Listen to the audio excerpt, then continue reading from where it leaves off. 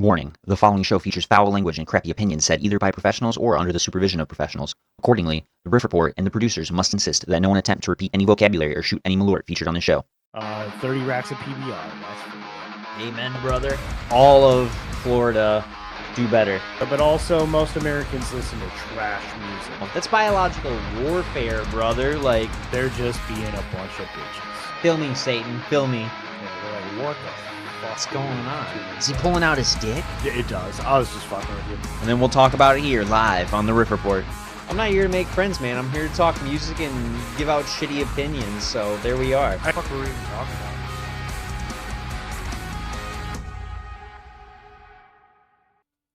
Welcome to the Riff Report, the loudest corner on the internet, where we talk to you about all things punk, metal, alternative, all the core, none of the bore. I'm Tyler, And I'm Ryan.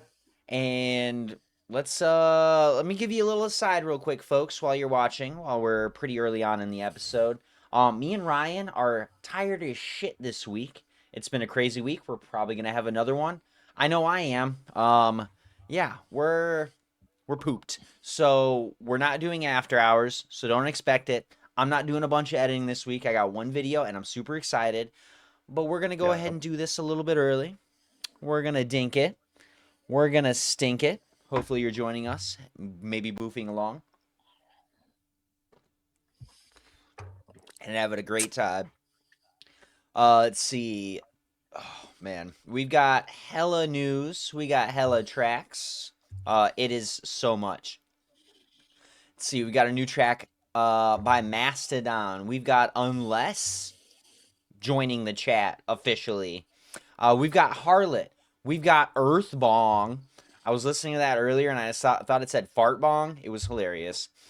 We've got Graveyard. We've got Lock Slip. We've got a few albums that I'm going to keep a little bit of a secret. So you have to listen to find out what they are. So, Gotcha, bitch. We got news from Burial the Path, Little Sad. BMG and Suno is joining us tonight because we're talking about it. They're not physically joining us because fuck that shit. Slipknot, duh. Ozzy, duh. Rob Zombie, oh my god. Old guys, sit down. Just retire already. Let's see. Bring Me the Horizon. We've got Mono Lord. Got a little piece of news that I'm going to be so excited to talk about. When you see a big mess on my camera, you will know. Hardlore is joining us as well because we're talking about them. Colin's not in here at all. I'm just saying. Fucking. No. And then Wish he we got was. some tours. That would be so cool. Oh my god. You're invited, Colin. Yeah, hey man, just let us know. We'll let you know. Fucking, we'll figure something out. Your people get a hold of my people. Exactly. Right. Yeah, we've got so much for y'all tonight. So buckle in, get prepared. Maybe have another shot. We're not because we're trying to be responsible tonight. Yep. What's up, man? Kind of. Yeah. What? Yeah. No, kind of responsible. Exactly. Just a little bit. Exactly. So, I'm still drinking beers. I'm just I got a little whiskey in my shots. moon mist, so same, but I'm slow sipping on it. That's responsible. You know what I mean? Yeah, there you go. So yeah, responsible cocktail. exactly. What the fuck is up? Just a lot of fucking work, to be honest with you. It's the end of summer. Kids are going back to school. We've had people moving. Finally. And it sucks for us because, well, it sucks for me because I have to fill in for all these people who are leaving while we get new people integrated and positions filled and shit. Oh yeah. So my whole schedule's the fuck off. I'm not a night guy, and I've been working a lot of nights, and I got a lot of nights ahead of me. So welcome not looking to hell, forward to brother. Yeah. Trust me, I've paid my dues in the night crew. That's for sure. Of course.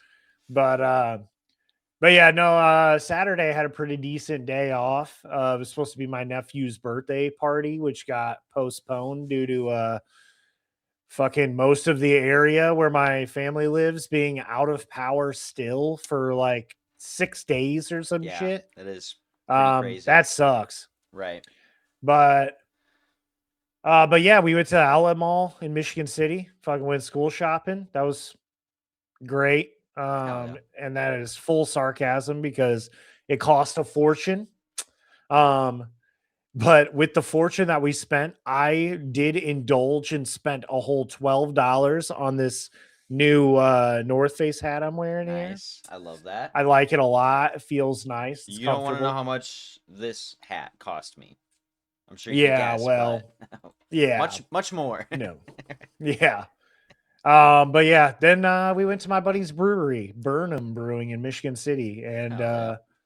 fucking, it's always a great time there, dude. Yeah. Good I food, hear good all the drinks. stories. I need to go. I still haven't been. Yeah, yeah. Well, one of these times we'll have to go together, like Exactly. you, me, Kat, Brittany, or something. Right. Yeah. Go get some dinner sometime, I or some agree. lunch or something. Right. Oh yeah. Good luck getting What about me you, up that man? What early. you been up to? Yeah, right. Come on. You're cutting me too much slack. Same. Tired as shit. I'm just burnt. I'm physically, I'm mentally just burnt. That's all I'm gonna say. That's how I'm gonna describe the week. Nothing Yeah. super specific. Like the first few days, okay, so I guess I will go ahead and just talk a little bit more about it. But Yeah, indulge. first, I will. The first couple days were like fine, a little bit slower. I mean, Wednesday I had some assistance. That was awesome. Thursday was busy enough, could have used some extra help, but it was very nice to make extra money with Abby. I think she was happy about that too. Yeah. And then Friday I was able to get out pretty fucking quickly. Got to enjoy an evening with my brother and my buddy Curtis, which I haven't seen him in like 6 or 7 months. Fuck, kill me. And it was just nice, you know what I mean? Because he's been getting it.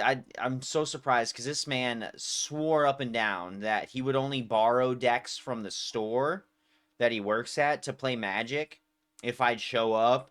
And now, like a year later from us starting that little journey with him working at the game store, he's dropped a lot of money on Magic, just like the rest of us, and he's got a lot of disgusting decks. Fuck your decks, Curtis. If you're watching, I hope you are. That was disgusting, but it was great teaming up with you on that two-headed giant. So we super won, and it was awesome. I loved that. And then Saturday, I had no time to think. I was only doing. Sunday, I got enough sleep leading up into the shift, but then Sunday night just ended up being pretty fucking busy for us. So once again, I just went on to autopilot. And even Billy, like back in the kitchen, was talking about it. He's like, "You don't really seem like you're having a great time of it." I'm like, "I'm not." And I brought up that clip from The Wedding Singer again. I was like, "You remember that clip where he's like auditioning singers and then he does his own song?" And then he immediately went into the lines, "Will somebody kill me, please?" He's like, "I get that. I understand." I was like, "Yeah, dude, that's about where I'm at." So, yeah, it's just it's no thinking, just doing until what? Probably another couple weeks, you know, and then maybe I can actually fucking rest and relax and Yeah. and even then, like I said, I've mentioned it a couple times here. I've got so much shit going on in the next like month or two. Like every other week, we've got little trips planned. I just bought the tickets for Hugo's birthday party at at John Ball Zoo. We are celebrating Hugo the Pygmy Hippo's first birthday. It's a pickle party. We're not gonna make that specifically. We're gonna go make some FaceTime with Hugo. All right, we're gonna go see him. We're gonna go see Penelope, his mom. I don't remember his dad's name, but hey, it's fine. Whatever. I don't think he wants to be behind the limelight. Yeah. Tomorrow or yesterday for you listeners, I had such a great time at the water park, you know. But yeah, that's what I got going on. Slash amusement park. I'm actually considering going on a couple rides. I know I've been saying that I won't because I'm not a thrill seeker like that. I'm not a roller coaster guy. I never have been. But there's a couple of them. I'm like, you know what? I'm in my 30s. I'm not a little fucking bitch anymore. Like, I'll ease my way into a couple of them. You know what I mean? I'm gonna be there for like 5 or 6 hours. Like, when's the last time you went to an amusement park? It was literally Michigan's Adventure in Muskegon, which is where I'm going to. 25 years ago, Nope. 15 years Damn. ago. 15 years ago. I'm sorry, I did my math wrong. It was 2010. 16 years ago. That's the last time I've been to an amusement park. So what? Wait, what age were you? You were a teenager? I was 16. Damn. Yeah. That's Right. crazy.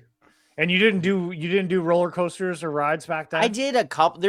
So I have limits. I'm not like the kind of guy who will go on a roller coaster that's like 350 feet in the air and You're maxes not out gonna at go like on just 92 any miles an fucking hour. roller I'm not going to go on. coaster. I like log flumes because it's kind of a ride with some wetness attached, but it's got to drop. It's all that. That's fine. I'll accept that. When, as we said at the meeting, when there's water and urine involved, I'm there. You know what I mean? I guess that's my thing. Yeah. But no, there's that the fucking little like mouse trap or whatever they call it. It's that like quick turn, like fucking zippy kind of ride. I'm okay with that because it's quick. That's fine. It's the ones that like lead up, and you're sitting up you're clicking on that hill. One of the last times I was on a roller coaster like that was in Minnesota. For it's like our 8th grade band trip or something. We went and we were doing so it was like a 2-day, no, it was a 1-day thing. We did like this whole weekend. We went and played a couple cities. We were doing marching band over the summer, doing a bunch of parades and stuff. And we were one of the bands that got invited to do a parade at oh fuck, it's been that long since I've been gone. I don't remember the amusement. Valley Fair. That's what it's called in Shakopee, Minnesota. Okay. The evening or the afternoon, like kind of it was like between 12 and like 2, we did a parade through the park, and then the whole rest of the day was ours, So I went on literally the same thing, that mouse hunt thing or mouse trap or whatever, but I went on this like wooden roller coaster, and absolutely, I was white knuckling the whole fucking time. Yeah, like you can feel the whole fucking thing, like the base of it shifting because it's like I literally 45 years old. Yeah, I literally can't ride wooden roller coasters because it fucks my back up. You can hear the creaking, like you can feel the shifting, like it's just constant vibration and exactly. Like I can't do it. You know what I mean? I tried, but I can't. You know what I mean? So there's a few things that we'll go check out. Maybe the Midway or the Fairway or whatever, the fucking carnival games and shit. I love doing that, getting prizes. Maybe I get Cat a big old like teddy bear and a smooch on the cheek. Like it's the fucking 60s. It's gonna be adorable. Yeah, you know right. What I mean? So maybe we'll split a milkshake, shake up lemonade. Exactly right. Yeah, you get it. So. And then, like I said, so much more going on the next couple weeks. More 2 zoo trips. Hella shows leading into the fall. That's what I need. I need another show, and my next one isn't until September. We're both enjoying it, but we've got a month. I'm dying for it. I really am too. I feel like a loser. I don't have shit to talk about because the thing I do is go to shows, and a lot of my regulars at the bar are like, "So what's up? Have you been to any more shows?" And I'm like, "No, I've just been getting yelled at and pissing people off, slaving away because here. they're so mad that their food isn't out after like 7 minutes, even though there's a full restaurant." Rant over. That's it for me. I've got things coming up, but not soon enough. That's what I'm looking at. Yeah. Oh yeah. Yeah, I feel you, dude. Right.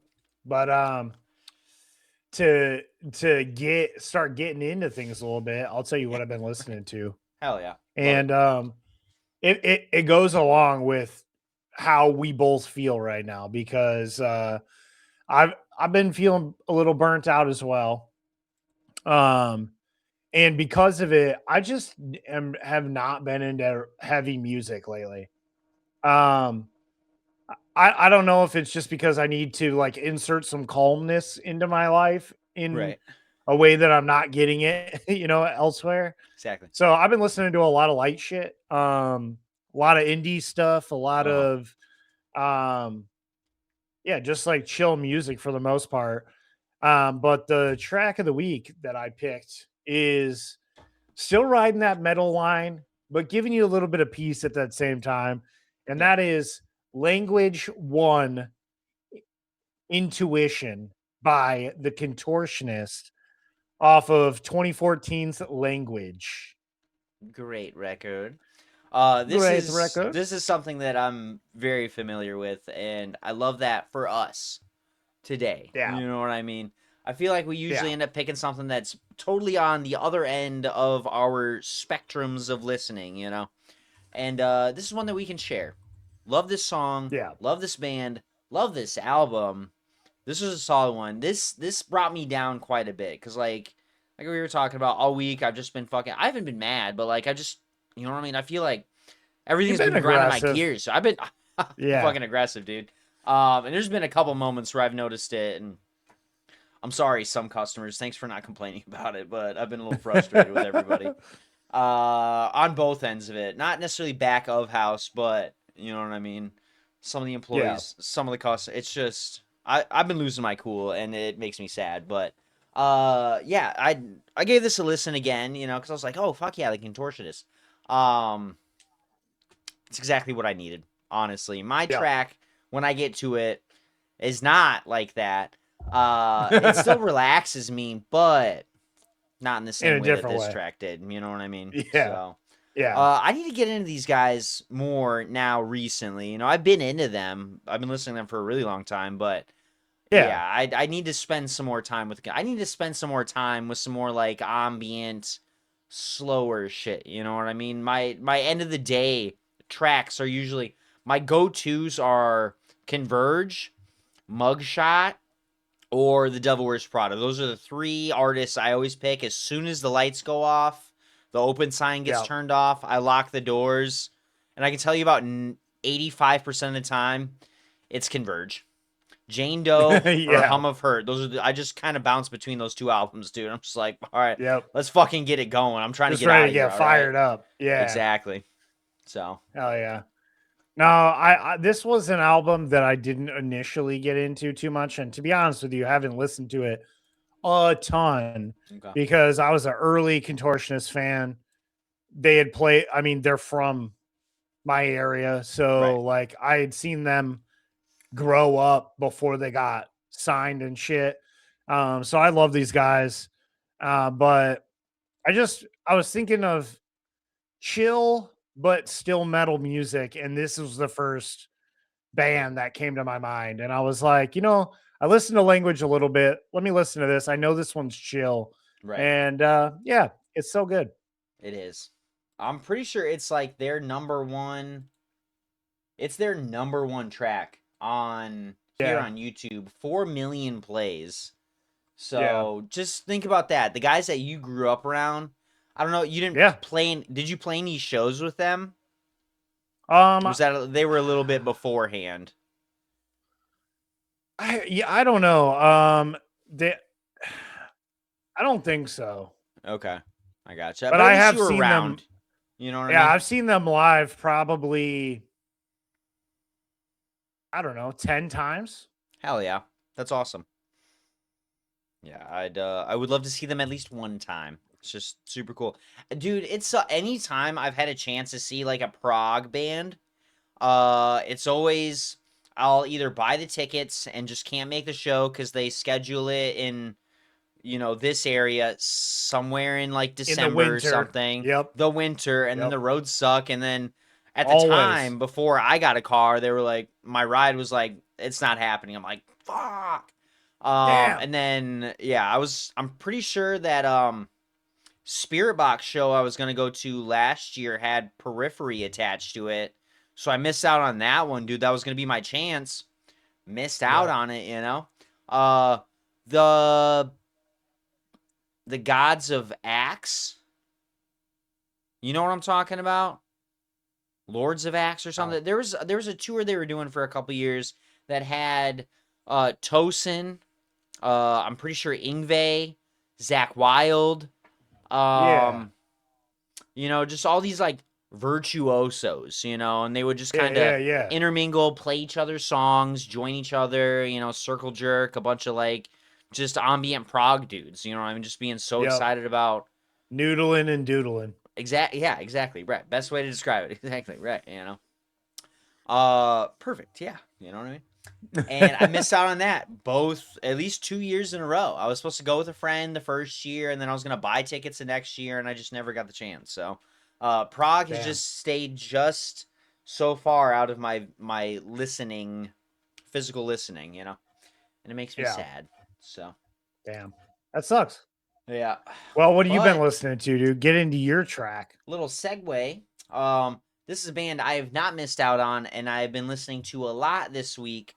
Because their new track last week was like, holy shit, this is great. Let me just listen to everything they put out now again, But the track I picked was the song Echo Chamber for a couple reasons, not specifically, but just a couple things that inspired me to pick this one track. It's a great track. That's the forefront of it. It's awesome. It's a great album. It's from 2022's Obsidian, so it's a little bit fresher. This is by Northlane. This is by Northlane. Yeah, it's awesome. It makes the one thing I like about it is the intro. Like, I know I'm not a huge electronic guy. I'm not really like a house EDM. I'll listen to some of those things, but nothing specifically. I'm not a wook. I'm not one of those guys. I'm not dropping acid and going to the next show in my drug rug and stuff like that. But I enjoy some light listening to those things. And Northlane kind of gives you a little bit of both. Some awesome progressive metalcore with electronic elements. It's just really fucking cool, Yeah. The other thing that kind of the echo chamber part that I want to mention is just how many I feel like I'm in an echo chamber. I feel like I keep dealing with the same issues, with the same requests, with the same, just everything. Like right now in the past, I don't know, maybe all summer, I feel like I've been in an echo chamber. Like I've dealt with things in my life that I've chatted about with people, that I've done this, I've done that, whatever. But like everything just kind of keeps bouncing back and hitting me again. And I feel like I'm in an echo chamber. You know what I mean? That's the best way I can describe it. So there's, a couple correlations, but I always go back when I listen to these guys, to the show I got to see them at, last year. Jesus. Yeah. I think in October. God. Yeah, it was. Forever ago, dude. And I've texted and talked to Kat about this like several times in the past 4 days specifically. I'm like, next time they're in town, we have to go see them. We have to. I can't get enough of them. You know what I mean? They're awesome, and a lot of their stuff sounds. They're one of those bands that, despite their like crazy kind of electronic elements and extracurricular things going on, they're pretty good about making that sound happen on stage, and that's kind of surprising. So I got to give them a lot of credit, and celebrate them. So hopefully y'all can too. Oh yeah, I checked it out. This is a good track. Yeah, not as like chaotic as a lot of Northlane. It's not slow either. It's just a steady driver. And then later in the song, dude, the end breakdown, pretty solid. I liked it. Yeah. Hell yeah. Yeah, this is from this is the album I was telling you about last week. We were talking about Cut It. That if you liked Cut It, this album is the one. Check that out. You know what I mean? Hell yeah. Yeah. Eventually, when you get to it, check it out. I threw on your track and I just kept it rolling for a couple songs. So love to hear pretty good so far. Hell yeah. But now I am listening to our playlist for our new releases today. So we're going to go ahead and get into our scene and industry news with your new releases. New releases. Eric. You know what I'm saying? Eric. Know what I'm Hell saying? Know what I'm saying? Know what I'm saying? Nice. Uh, so, all right. I think Tyler and I have dissected this section of the show and just really perfected it, in my opinion. So, what we're going to I do am in agreement. tonight, which we're going forward week to week, the amount of tracks each one of us has might change depending on the pool of tracks. Yeah. But we're going to take this in a couple different sections where I'm going to start off. I'm going to give you my featured tracks of the week featuring my track of the week. And then Tyler is going to go ahead and do the same thing. And then after that, we've got a slew of tracks that we're going to divide up and just hit through pretty quick to get through them. We're going to finish it off with albums and then move the show along. So to get started, we got a track, my first track of the week, Black Magic Radio by Green Lung. Green Lung has released a third new single. The track appears on the London occult rock outfit's upcoming studio album Necropolitan, which is due out September 11th via Nuclear Blast Records. The single is also paired with a music video directed by Billy Howard Price, which is pretty good as well. To be honest with you, watching the music video for the first time while I was listening to this track was perfect because it just made me fully appreciate everything that's going on. This isn't traditionally heavy based on what we usually talk about here, but it's heavy in the way that like Rob Zombie is heavy. It's like a theatrical horror doom song, and it's killer, dude. I fucking love this track.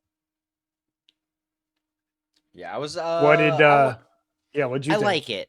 I do like it. I love fuzz. I love doom. I love everything that comes along with it, you know. I didn't get a chance to see the video at first. So I'm watching it right now and it's kind of tripping me up where there's those moments that like they switch scenes. I don't know if it's my internet. It shouldn't be, but like it's all pixelated and then it like cleans itself up, but it doesn't look like it's my computer cleaning it up. I just feel like it's a part of the video, you know what I mean? It is. Some moments of clarity. Okay. Yep. But yeah, it's it's odd. It's crazy.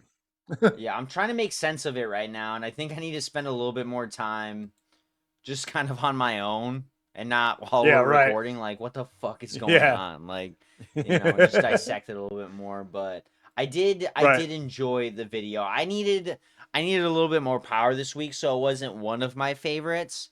But it is good, and I will appreciate it a little bit more in time. You know what I mean? Hell yeah. So. Yeah. Yeah. Hell yeah. Well, next up, my second track of the week is Neon Red by Single Print Index, the new Pittsburgh hardcore project featuring former Code Orange members John B. Morgan and Dominic Landolina have unveiled their second single.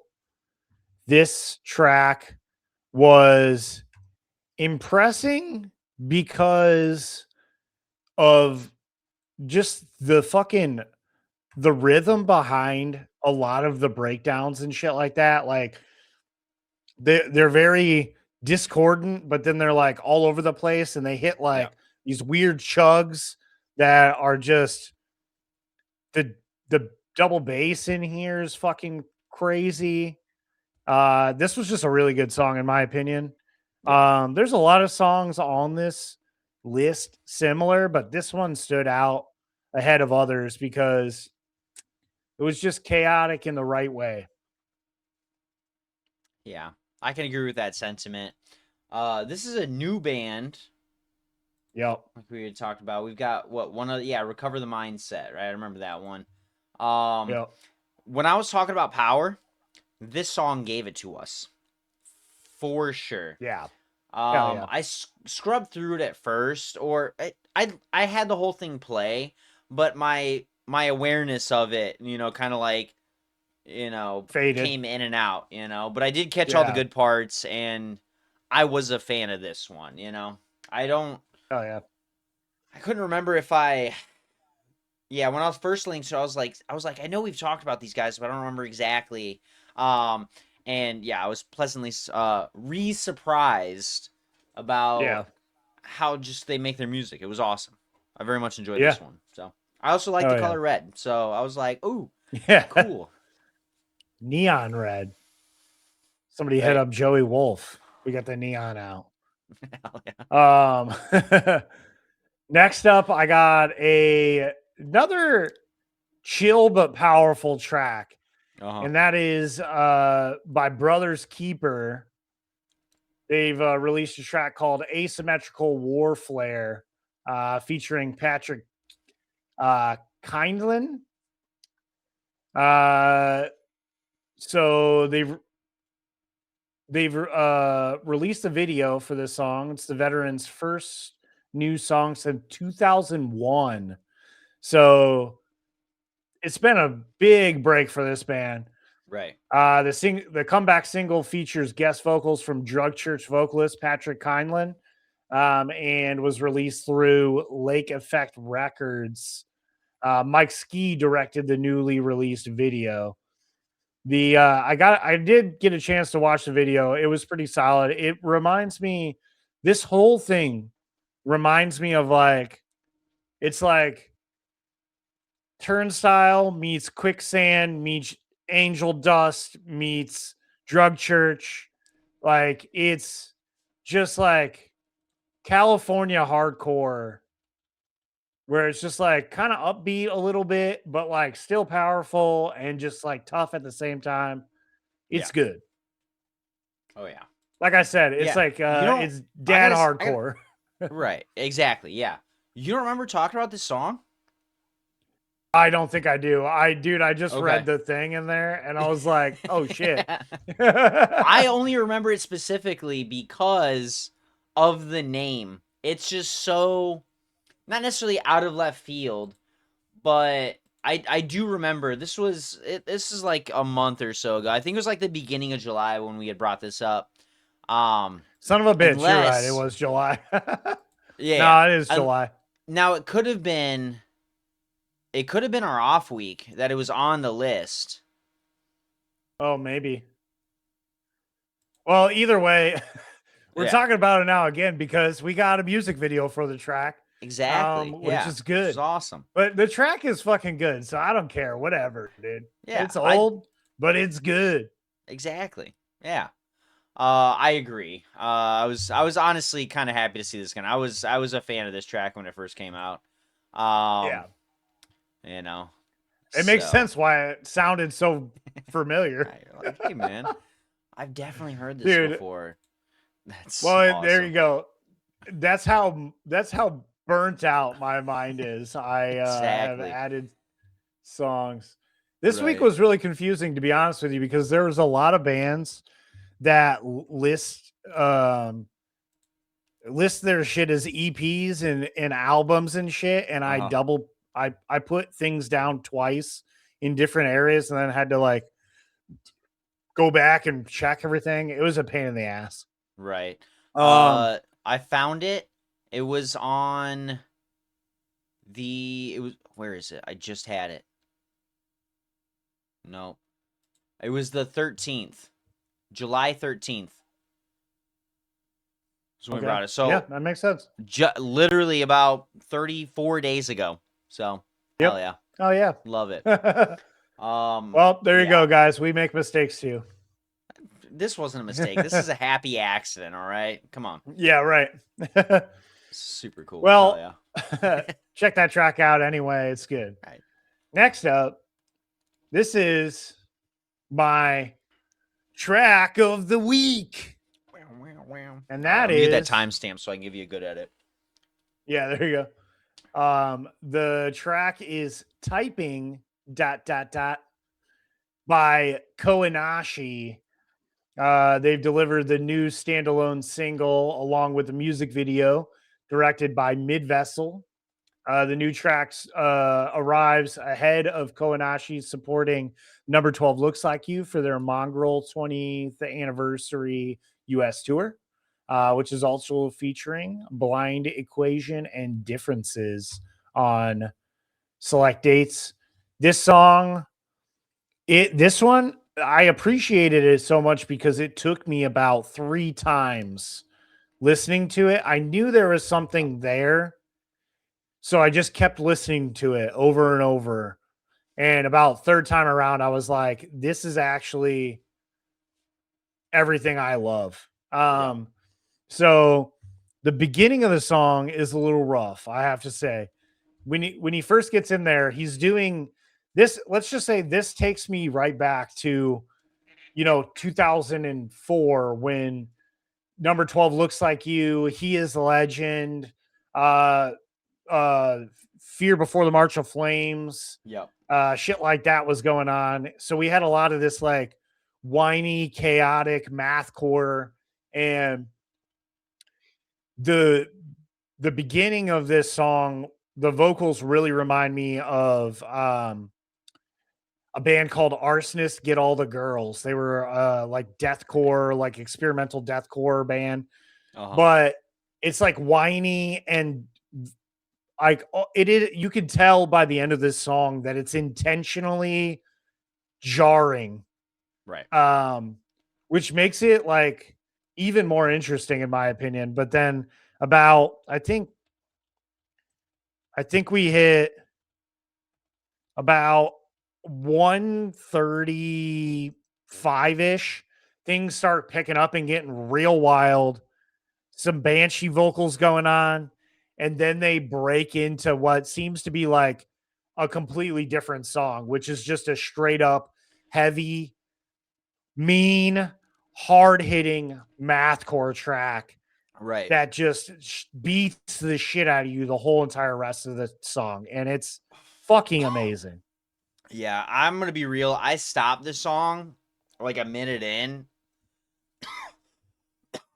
Excuse me. Oh, wrong You too. good, my bro? I'm good. I'm good. I'm typing.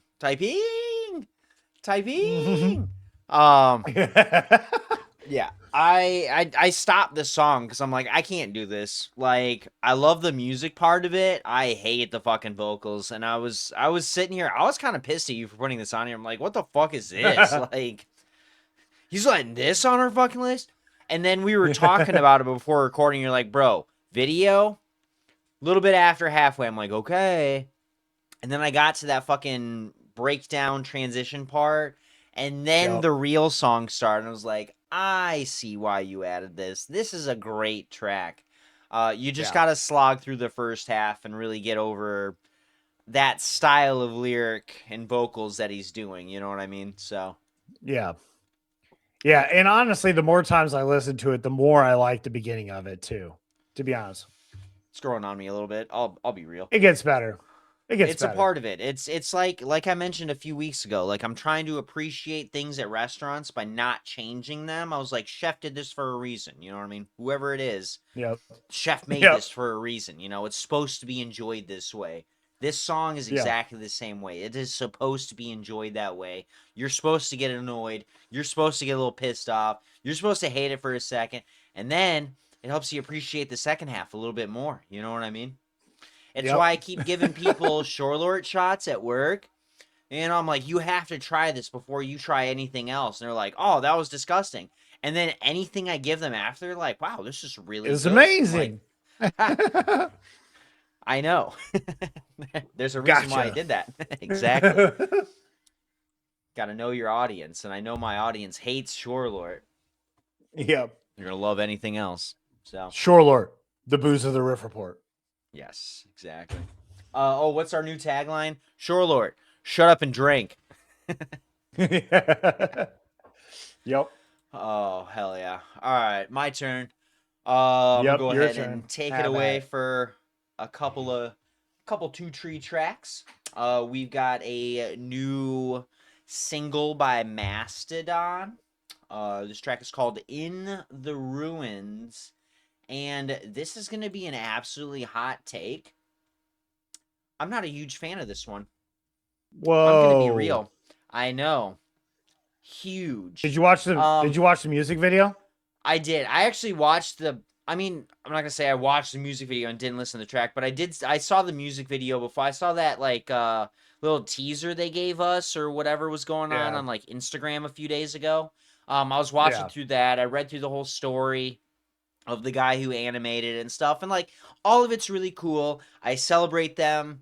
I still love Mastodon. I don't hate them for this track, but I I just don't like it. Like I Troy's lyrics, mixed with Bran and Bill's like musicality, things don't match up very well in this song. You know what I mean? I can tell they're pouring out their heart, they're doing the best that they can, but maybe I'm just holding on to the hope that there was going to be more thrash elements and we were going to get kind of old school stuff Yeah. from Mastodon Yeah. this album cycle.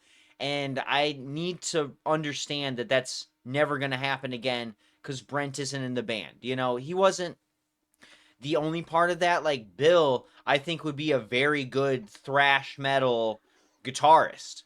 I think that those Yeah. moments are where he shines the best. Brain and Troy, Yeah. they're a little bit chiller. They need that ambience. Yeah. I was gonna But say, I think Bran probably he seems to be like more or less the leader of the band at this point. exactly. And this whole track what kind of was expected to me because I just felt like with Brent out of the way, more or less, not being disrespectful in any way, but I get what you mean. Like because they were the two that butted heads the they were most kind as of far as we yeah, they understand. were kind of Exactly. clashing. So like Right. Brand's able to just take things back to that like Oblivion era, Yep. and they're just gonna ride out into that. If my suspicion is correct, I'd say that Yep. this is the Mastodon we probably can expect Going forward. continuing.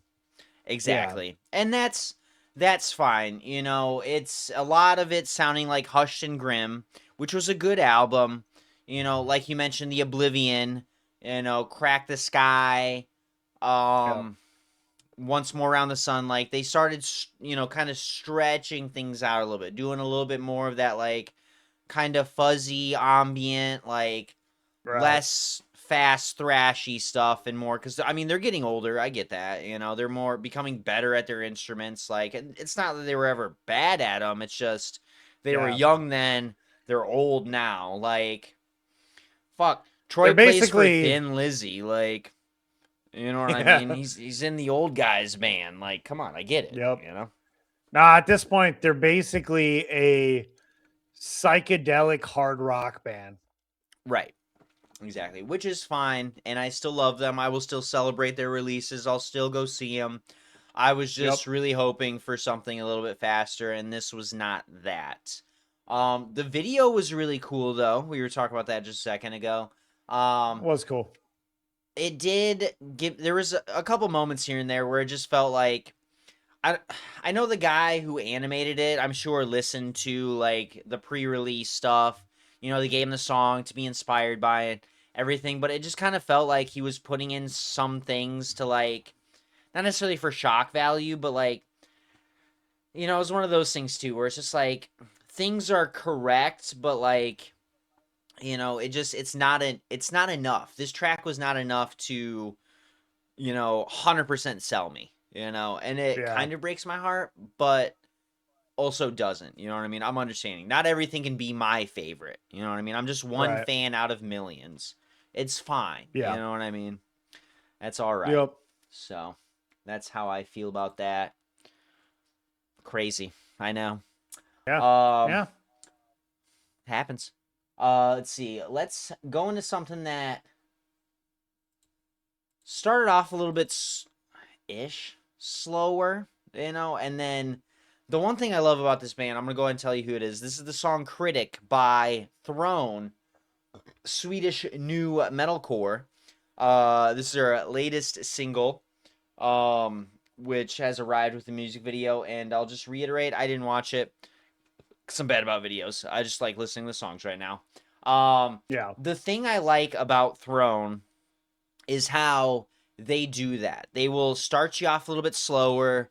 They'll do a little build up, on some songs, and all of a sudden they'll just drop everything down and just literally just fucking punch you in the face with the song. It always Yeah. fills me with glee, and that it just makes me more and more excited to see them in October.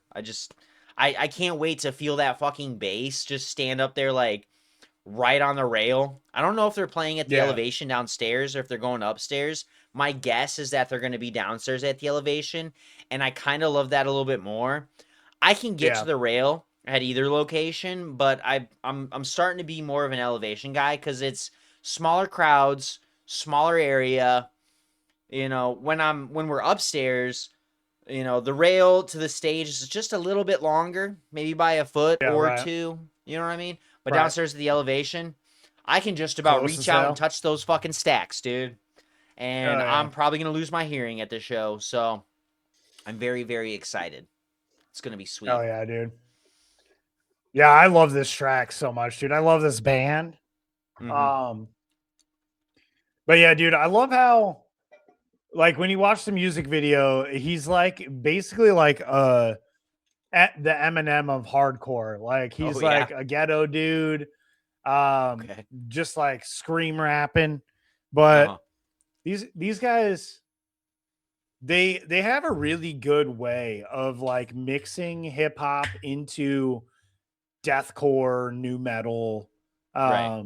It just like it fits really well. Like there's a lot of like new metal acts that try and force the like hip hop rap into the music, and it just doesn't. Exactly. It comes off either as corny or just like They saw not really Fred that Durst one good. time live, and they're like, "I'm gonna base my entire life and I'm gonna musical do career off that. this one moment." Exactly. Yep. You don't have to do that. But You can do what these guys are no, doing and be these so guys much did it better. right.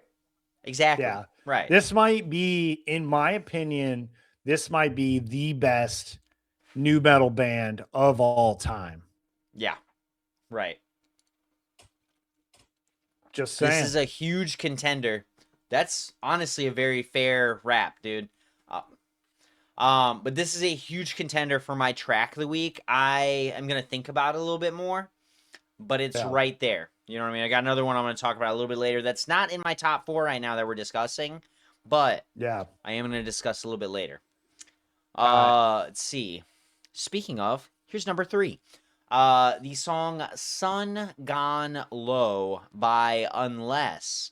This is the band we were talking about. It's that secret super group, little project featuring Daniel Davison, Mike Weiss, and Brian Taylor. You've got Davison who worked with Norma Jean, Every Time I Die, and Under Oath. The big 3 in my fucking life. I'll say that. I will Yeah. listen to those guys Yeah. anytime. And especially Oh, his yeah. era. He had a lot of good stuff. Yep. Let's see. We got Mike Weiss played in Me Without You. And Brian Taylor was a part of The Chariot. This track was co-produced by Joe Reinhardt, who has worked with Joyce Manor. Oh my God, everything is just perfect about this. You know what I mean? Yeah, And right. Foxing and TJ Elias as well. He worked on it, on the song, co-produced, all that.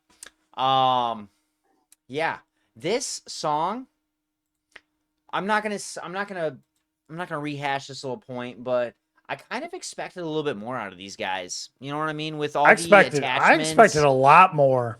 you know what I mean? It was, I just, yeah, that's about all I can say. It's not horrible, No, it was good. but It all in all, it was a good song. But when you yeah, when you lay out all those members and their exactly. accolades, you just Yeah, expect a lot more. And right.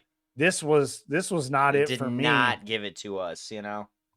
So we'll see what else they have. Maybe they just wanted to keep it a little easy, showcase some other Yeah. things that they could do, I guess. But if you're gonna be Right. these guys from these bands and then Yeah. form a super group, y'all better bring the noise Yeah. and do better next time. Y'all All br- right.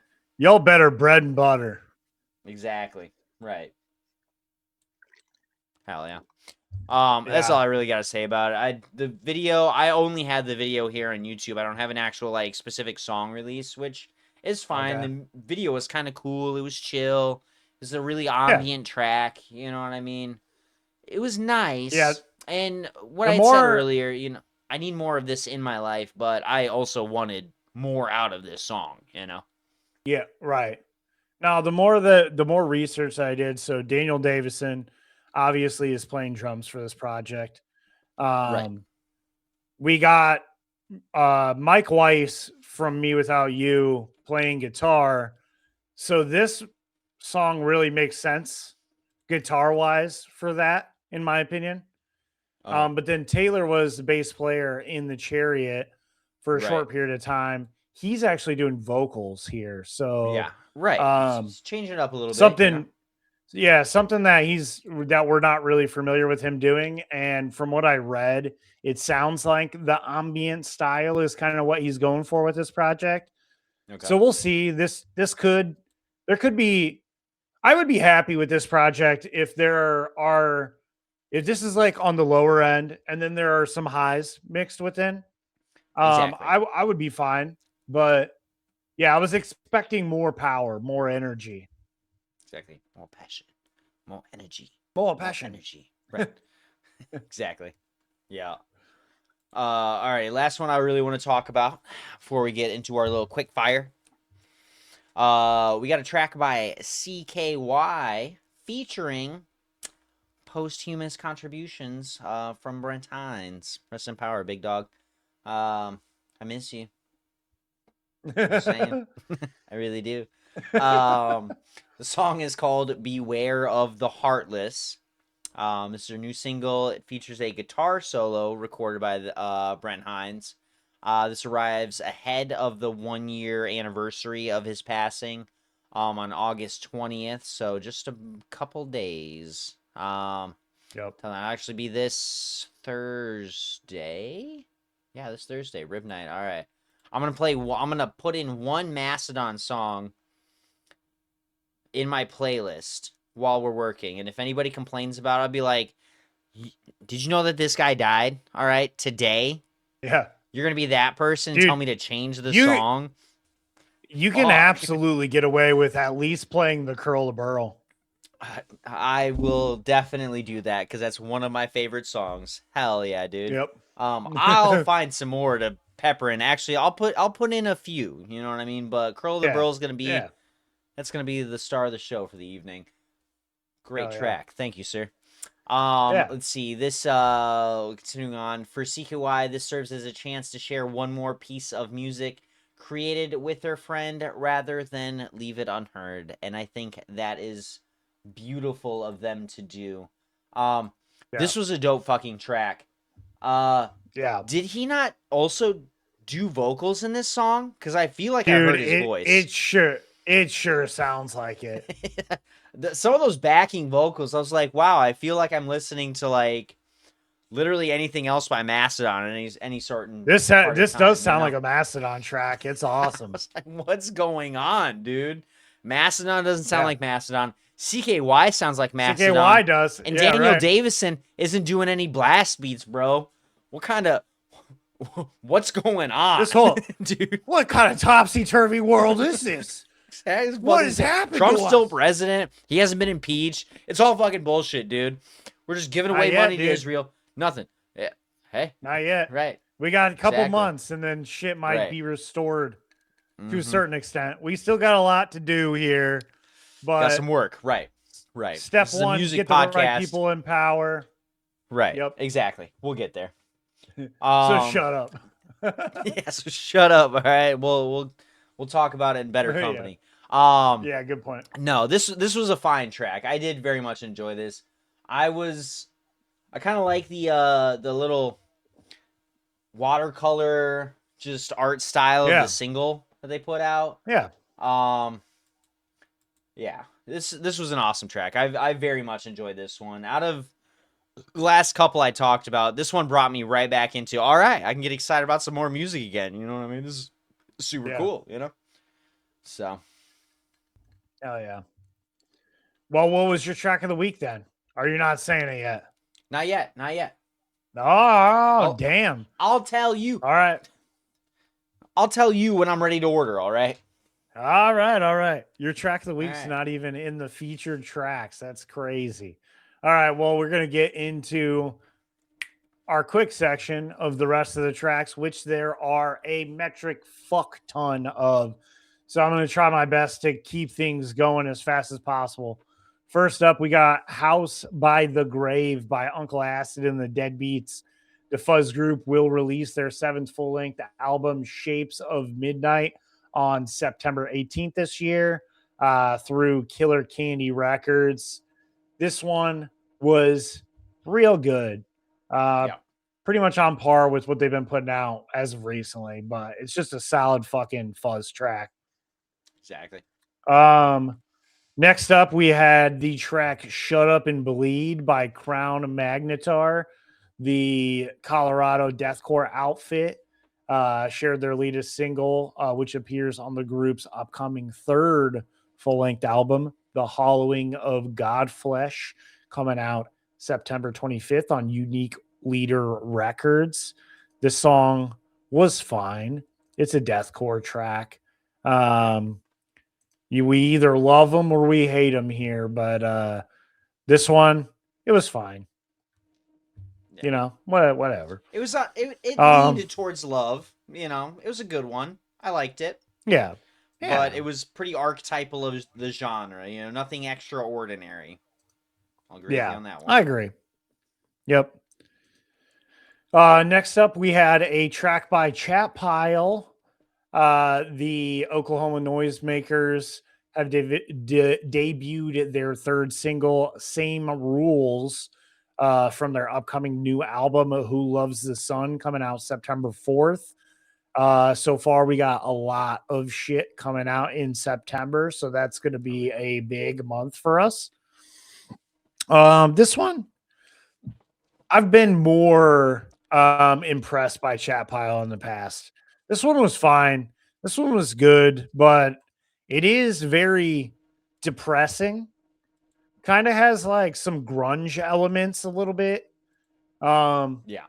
But it's solid. I can see how it's going to fit well on an album. Next up, like we had Sun. Yeah. Take it away. No, go ahead.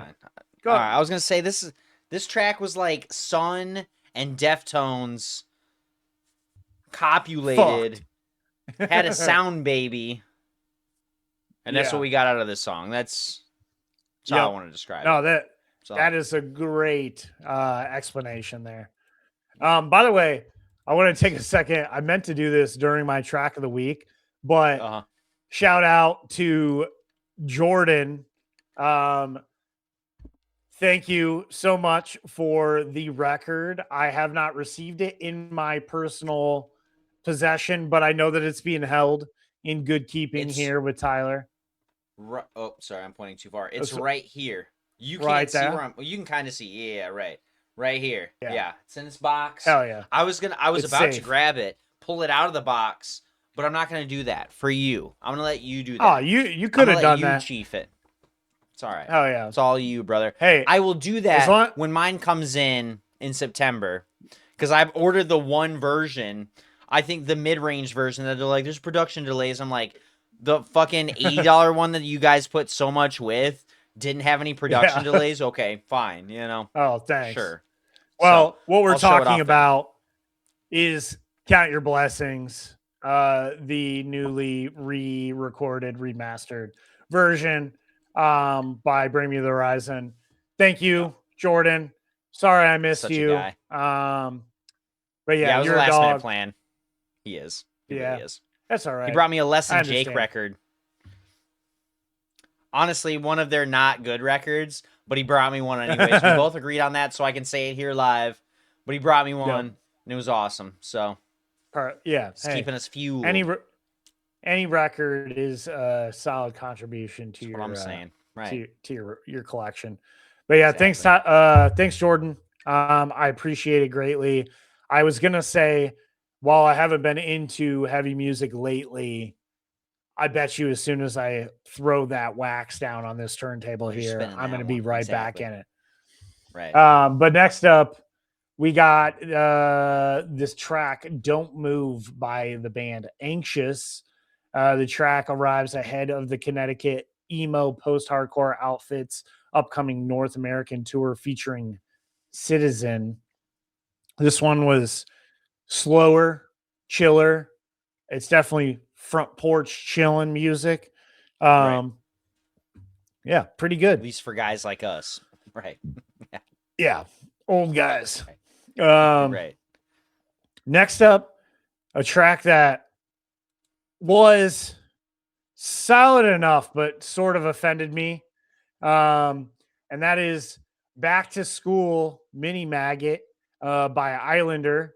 They have released a studio version of their cover of Deftones' Back to School, which I'm pretty sure I talked about it a couple weeks ago when somebody covered Laid to Rest by Lamb of God. This is a song that didn't need to be done. You It don't sounds need to do exactly the that. same. It sounds What just did you like it, change? except with worse vocals, in my opinion. Right, exactly. God. So that you made me mad. Good job, Islander. But I'm still following you. We'll give you another chance. Just don't do that shit again. Right. Let's see. Next up, we had the track Flesh and Nails by Distant featuring Kyle Medina. The Dutch deathcore outfit have debuted their sixth new single appearing on the band's upcoming studio album Into Despair, available November 6th via Century Jesus. Media Records. This Just drop track, the album now. yeah. God. This track features Body Snatcher frontman Kyle Medina, and this one was pretty good. This was another typical deathcore song. No frills, no thrills, but it's pretty straightforward. Yeah. I come to find out that songs like this I just appreciate more when there's another vocalist involved. Mhm. Like bands like this, I don't even want to go on and list any of them, but like it's better for me to just go after the featured vocalist tracks. They're always the Right. dopest. They feature complexity and it's solid enough. It's heavy. Right.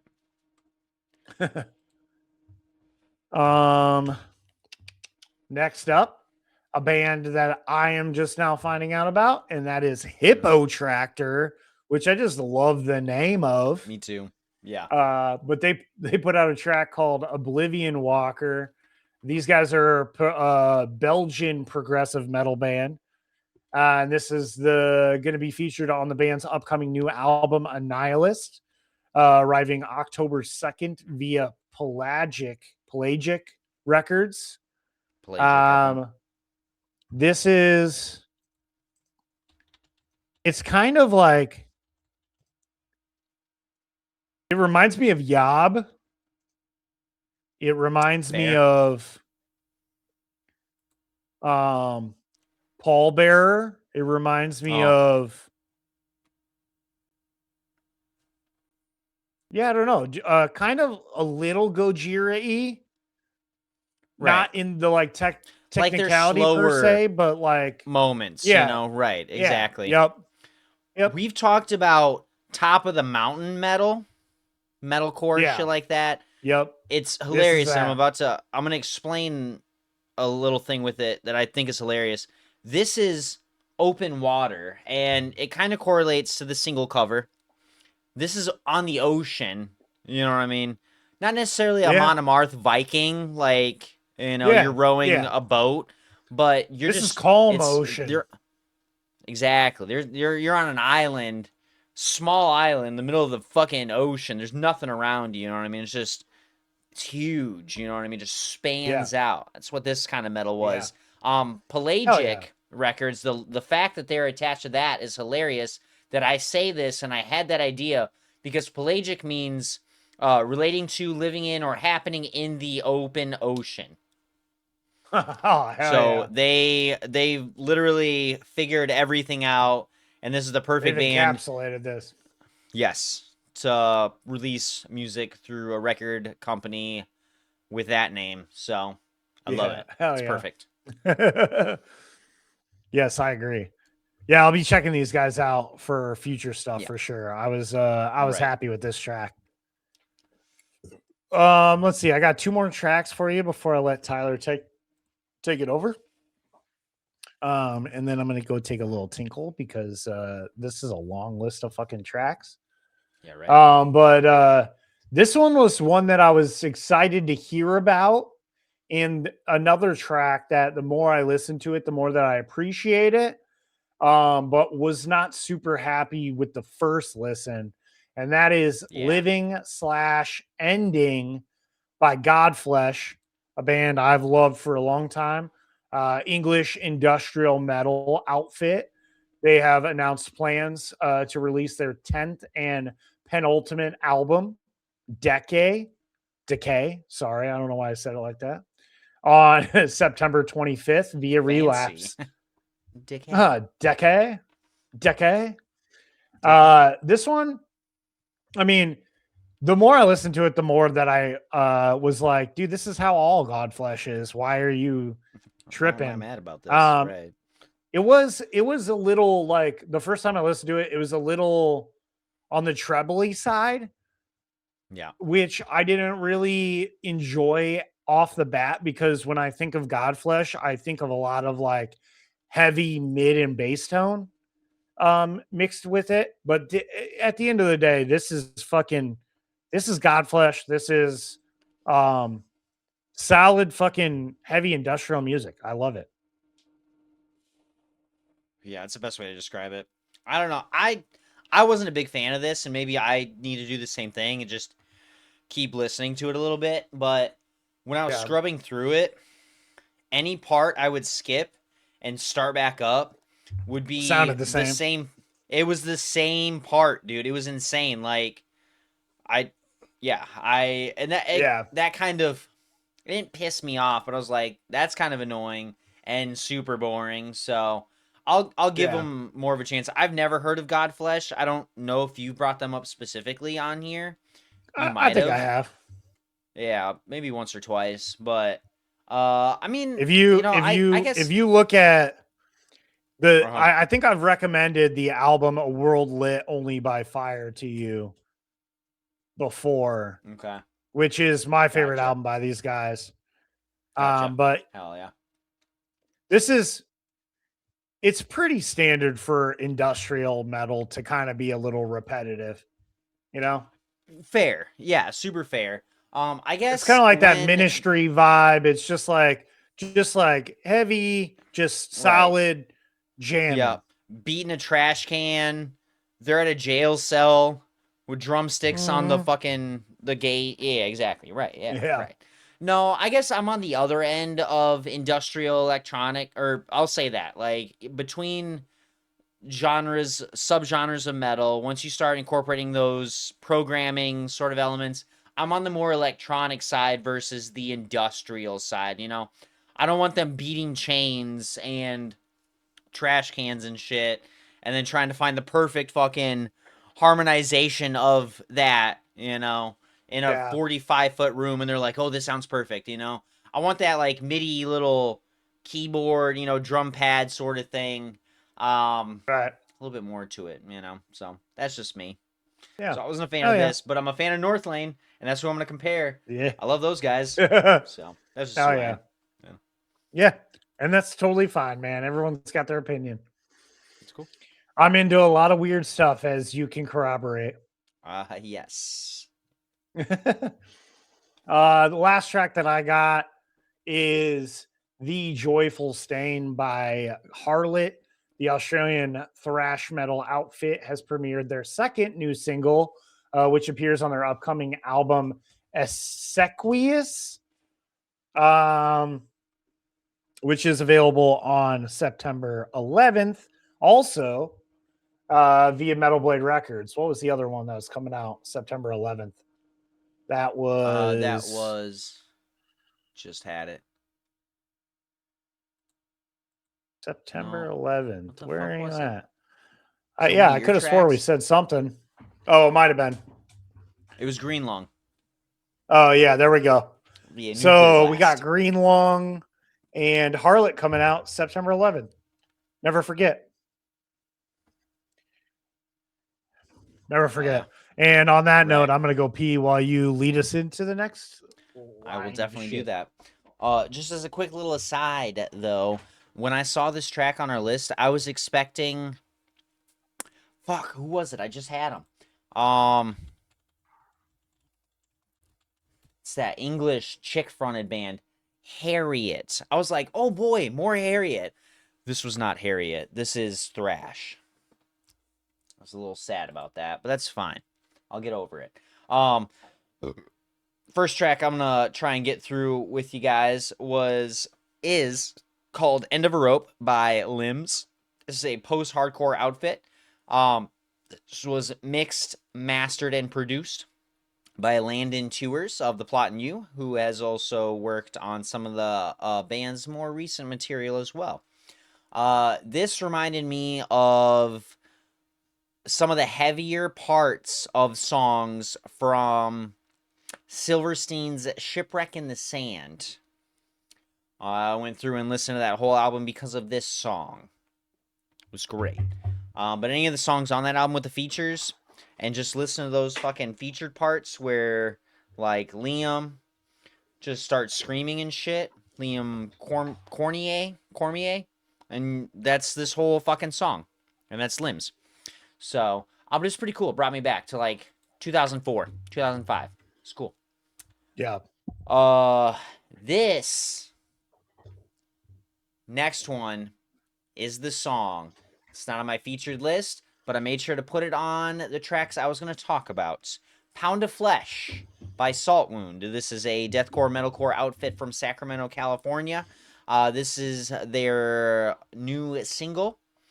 This features Mugshot's frontman Ringo Waterman, and I'll figure out a way to upload it, but like right over here, I'll show you guys a picture of me and Kat with Ringo at the show I got to see him at. It was super cool. He looked so tired, and he was walking back to the merch booth, and I was like, dude, oh my God. And everyone else was like looking, like not even looking, but they were just hanging out, chilling, drinking their beers or their mixed drinks. And I saw Ringo walk out of the bathroom, and I had to be that weird guy who was like, oh my God, Yep. I have to talk to you now. You look like you're trying to relax, but I got to get in your Yeah. face. And we got a quick little picture. I tried to keep it, chill. I was pretty buzzed at that point, so forgive me. Yeah. I spent $300 at that show, by the way. So, yeah. Damn. But this song is the one that I'm contending for my track of the week for our releases, because it was just fucking awesome. Powerful, heavy, perfect metalcore, deathcore. Just fuck, dude. I don't know how else to describe it. It's power, dude. It's anger.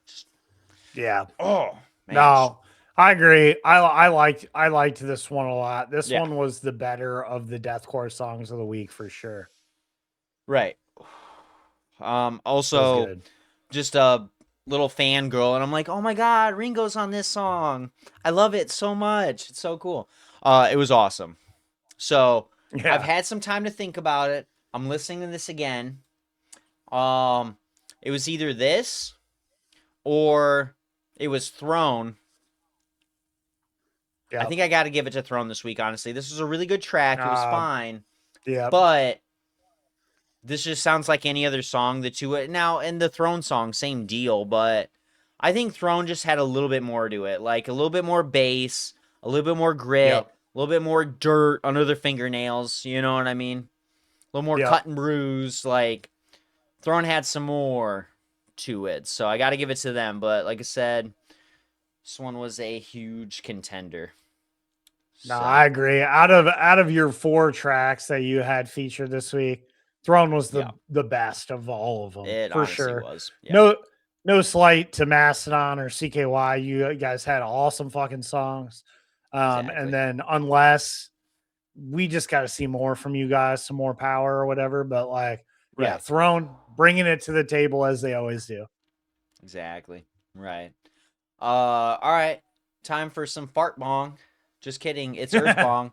The song Third Eye has been released. This will be their 4th album. Salutations to the Cultivators. Will be releasing on October 23rd through The Lasting Dose Records and Evil Noise Recordings. Can you guess what kind of band this is if you've never heard of them? It's weed. It's fuzz. It's doom. Hold on, It's kind of. is it against terms and service to do this? I mean, you're not actively smoking. This is for educational purposes only. YouTube. There's no marijuana in here. No. It's herbs and It's spices. just made to look like that for educational purposes. All right. Yeah. No, dude, this track, dude. We're not making money, so what are they gonna do? Yeah. Nothing. No, this track fucking was awesome, in my opinion.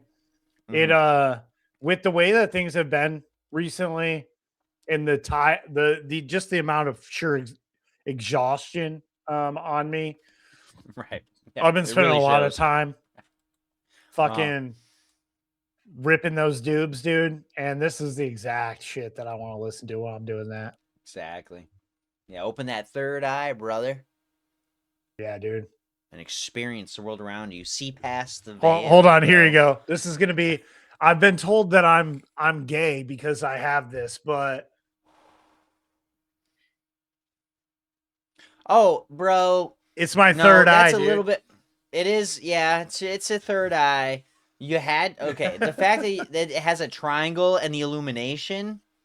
That's what makes it a little sus. I'm just saying. I'm not gonna say gay. I don't know who said that. I didn't say that. That's not the word I used. I've been called gay for having a foot tattoo, is what it is. Oh, gotcha. Okay, yeah, it's kind of gay. I'm never okay. You got me. I'm sorry. I'm an ally. You don't like my Illuminati reference? No, I don't. That's what I hate about it, dude. Fuck, man. You're a plant, bro. Dude, all right, to be fair, I got that tattoo, I think, on my 21st birthday. And I didn't know what I was going to get going into the appointment. I just knew me and my buddy, we had appointments to each have tattoos back to back. And we both got our foot done at the same time, which makes it even gayer. But yeah. He got your socks were off, so there you are. Yep, they were, yeah. Yep. He got a sick skull, kind of like my hand skull here. He got a sick skull on there with DTF carved into the head, which stood for dead to fall, not down to fuck. Sure, that's what he tells you exactly. Yeah, right. No, it's fine. Get a foot tattoo. I don't care.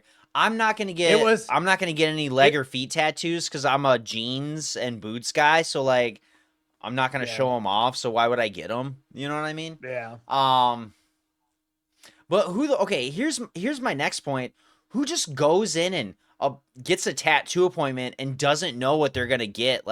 I've seen that happen so many times. Yeah, that's insane, dude. Every tattoo appointment I've had exactly what I want in mind. I've already had the deposit and the talk and everything. These are the colors I want. This is what I'm expecting. And even then, if it's not exactly what I want, this is my idea, Mr. or Mrs. Tattoo Artist. Can you make this happen the way I would like? And they're like, yeah, just give me whatever time. And then 2, 3, 4 weeks down the road. Yeah. You know what the difference is? The difference is you have a lot of cool art on you. I am a trash person and have a bunch of shitty tattoos. Yeah. And guess what? I don't care. That's fine. That's cool. I don't care. Love that for you. I like love the shitty spontaneity. Tattoos. That's so cool. I don't. Yeah. Okay. And I want the most off-rip tattoo I got was this one right here, which you can kind of see. It's my blue mask. It's upside down. Yeah. It's the worst quality one I have. And I'm not gonna try and talk shit about the artist because he's been around for a long time and he does have some cool artwork out there. I've seen a lot of people with it, but just don't go to Benton Harbor to the gallery and then just show up with a fucking $100 certificate and try and convince the guy there to give you what should actually be like more, because it took him a little while. Yeah, right. And also, I convinced him to re-pierce my nose at the same time, so I had him do like probably $200 worth of work on a $100 gift 100. certificate, just kind of off rip. Like I went in and I was like, "This And is then what I you want." probably He's didn't like, tip "Okay." him? I have free time. I did. Oh, I did. Well, Oh, okay. he tried to not take anything, and I tried to give him like $100, and I'm like, you can do whatever you want with it. I'm just gonna drop it right here. And he's like, no, man. Like the reason why I think he didn't want to take it was because the gift certificate that I got, he had given to my old manager, and my old neighbor, for her mother's like celebration of life, like kind of thing. They did a silent auction to help like with costs and stuff. And he put that in, and that was also Kat's first silent auction. So she didn't understand how things worked. So she just put in whatever she thought was fair, not what she could have gotten away with, which is what you should be doing at a Saul Act. What's the least amount of money you can spend? It was for a great cause, Right. and all that. I understand. But that's what you do at silent auctions. You're like, all right, $100, I'm going to put in 20. You know what I mean? Yep. And then it'll go up, but it's an auction. You got to play the game a little bit. Right. Cat's not allowed at silent auctions anymore. I'll say that. Exactly. Right. But yeah, despite whatever. Yeah. Great. Cool. Awesome track. Listen to it. Next up, so much for quickfire, huh? Yeah, right. Next up, we got the track Sweet Dreams by Wage War. It's another favorite band of mine. I've seen them twice live. They're cool. Melodic metalcore outfit have released their new single, Sweet Dreams. Listen to it. Or don't. I kind of care. I like it. It was a good one. All right. Let's see. Next up, we got a track by a Long Island-based thrash crossover outfit, Extinction AD. Song is called Insomnia. This is like the 5th one we've gotten, I think, this year. Like I said earlier, just release the fucking album by now. Okay? 7th. Come on. 7th. 7th new single. Yeah. Yeah, I'm looking at it now. We're going all the way back to, Dead Man Running. Leading up to Insomnia. Crazy. Just give us the fucking album already. You got like 4 more tracks to release. Yeah. Jesus. But this one was a good one. I did enjoy it. I like these guys. Yeah, me too. All right. We got the song A Means to an End by Graveyard. This is a Swedish hard rock group. This is the lead single, A Means to an End, which is going to be featured on their upcoming 7th studio album, Fever, that is arriving October 9th via Nuclear Blast Records. So check it out. This one was a fine song. I didn't hate it. It was good. It was good. Yeah, right. Let's see. Next up, we've got the song Far by Save Us. This is a transatlantic alt-rock metal trio. And their 4th single released so far for their upcoming debut album, Death to Something. This is due out on October 16th via Solid State Records. Love to hear it. This was is a fine mountaintop track. music. Exactly. More mountaintop music. More pretty Right. boy mountaintop music like alt. Exactly. But See? I believe it or not, I loved this track. This was a good one, honestly. Took me a little bit to get through it. I was a little more excited for some of the heavier things released this week, but I was able to appreciate this one for sure. I had to go back. I was like, all right, hold on. Like, I got near the end. I was like, whoa. Like, I didn't give it enough a chance. Like, fucking, let me go back and listen to it again. And this was pretty good. Trying to think. I feel like we've only brought up one other track. I think we missed Seraphim.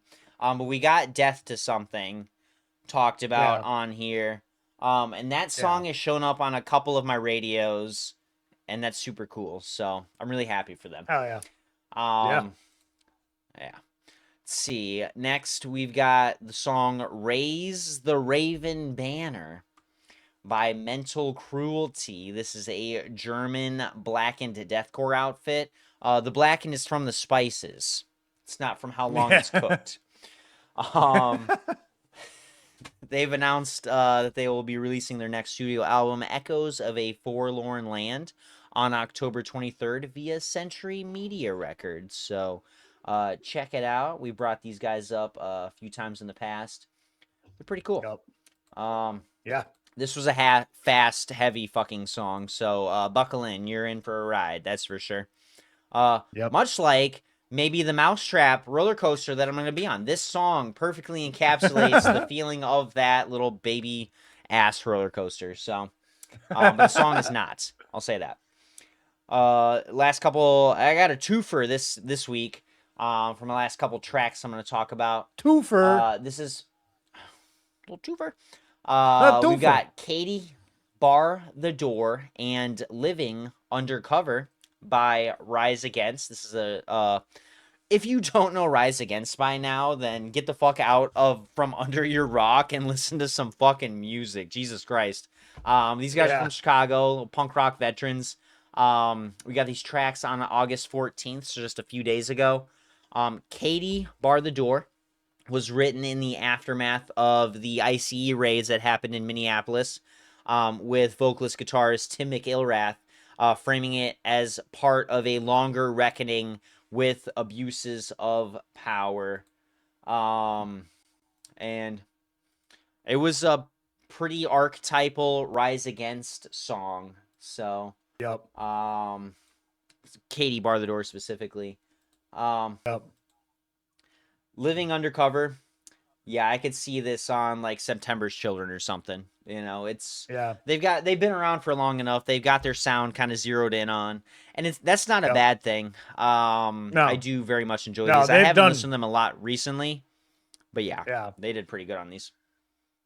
Yeah, these guys have done pretty good for themselves. They started a little raw, which was good. I liked them back in their beginning, and then going forward, they've put out a lot of fucking hits that a ton of people know. You just don't really think about it until you throw on the top tracks for them. But yeah, these ones were pretty par for the course. And these guys are no strangers to speaking out against the government and the hardships of the poor people and whatnot. So this was not surprising to hear from Rise Against in this manner. Exactly. Both solid tracks, but we're gonna fucking zip through. We got 4 more tracks before we start heading into albums, and I'm gonna kick things back off with a track called Gray World by a hardcore band called Lock Slip. This one's featuring King Yosef. They're getting ready to Lock Slip, that is getting ready to release their debut full-length album, The Conversation, on November 6th through Bleak House. This one, I'm not super familiar with this band, but when I saw the article, due to the large amount of tracks that we had, I really wanted to leave this off, but then I listened and couldn't bring myself to do it. It was too good. Yeah, it is. It is so fucking solid. And these guys, they're getting ready to put out this debut album. I did notice that it looks like we got Nails's founder and main member Todd Jones being featured on this album, which is exciting. That dude's not just doing anything. So if these guys have his blessing, I'll check them out any day. And I was happy that I did, because this track is fucking solid. Yeah, I agree with you on that one. Next up, we got Fentanyl Zombie Apocalypse by Narcotic Wasteland. This is a new band fronted by former Nile guitarist and vocalist Dallas Toller Wade. And they just got done releasing their August Fentanyl Zombie Apocalypse tour. So we got a single along with that. This shit is, I mean, Nile are veterans of the death metal world that featuring some of the fastest fucking instrumentation known to man, and this is not far from that. It's pretty old school death metal for sure. Lastly, I got two tracks that should have made my top 4, but they just slipped just barely outside of them, and I saved them for last specifically because of that. And that is Death Knell by Judiciary. The metallic hardcore band is releasing a new 5-track conceptual EP titled Stalagmite Angels on September 4th via closed casket activities. This track, we're tired. Give us grace. Yeah, I can't talk. This track was exactly what I was expecting. I was super happy to see a drop by these guys this week, and I was not let down. This is the power and just like crossover thrash that I fucking needed for the week. These guys are hardcore as fuck. I love these guys. I'm pretty sure, we haven't heard anything from them since we got a single, Wall of Skulls, not that long ago, and then before that was their album Flesh Plus Blood in 2023. So it's been a hot minute, and this was long overdue, in my opinion. I agree. Lastly, my throat is getting a little hoarse here. We got the track Stranded by Pain of Truth. The Long Island hardcore band is releasing a new self-titled sophomore album on September 25th via Days Records. September is just proving to be a great month for music already. This one, all the power and toughness that you expect from Pain of Truth. It's showcased right here. Super happy about this track. And super excited for this full-length album. All right. Yeah, I agree with you on that one. End of tracks. Time to get into our albums of the week. We got a total of 5 of them this week for you. And as a whole, I'll say I'm generally happy, but not quite as excited as with some of the singles we've had. First up, we got Death in the Family by Living Weapon. These guys are loud, fast, and in your face. I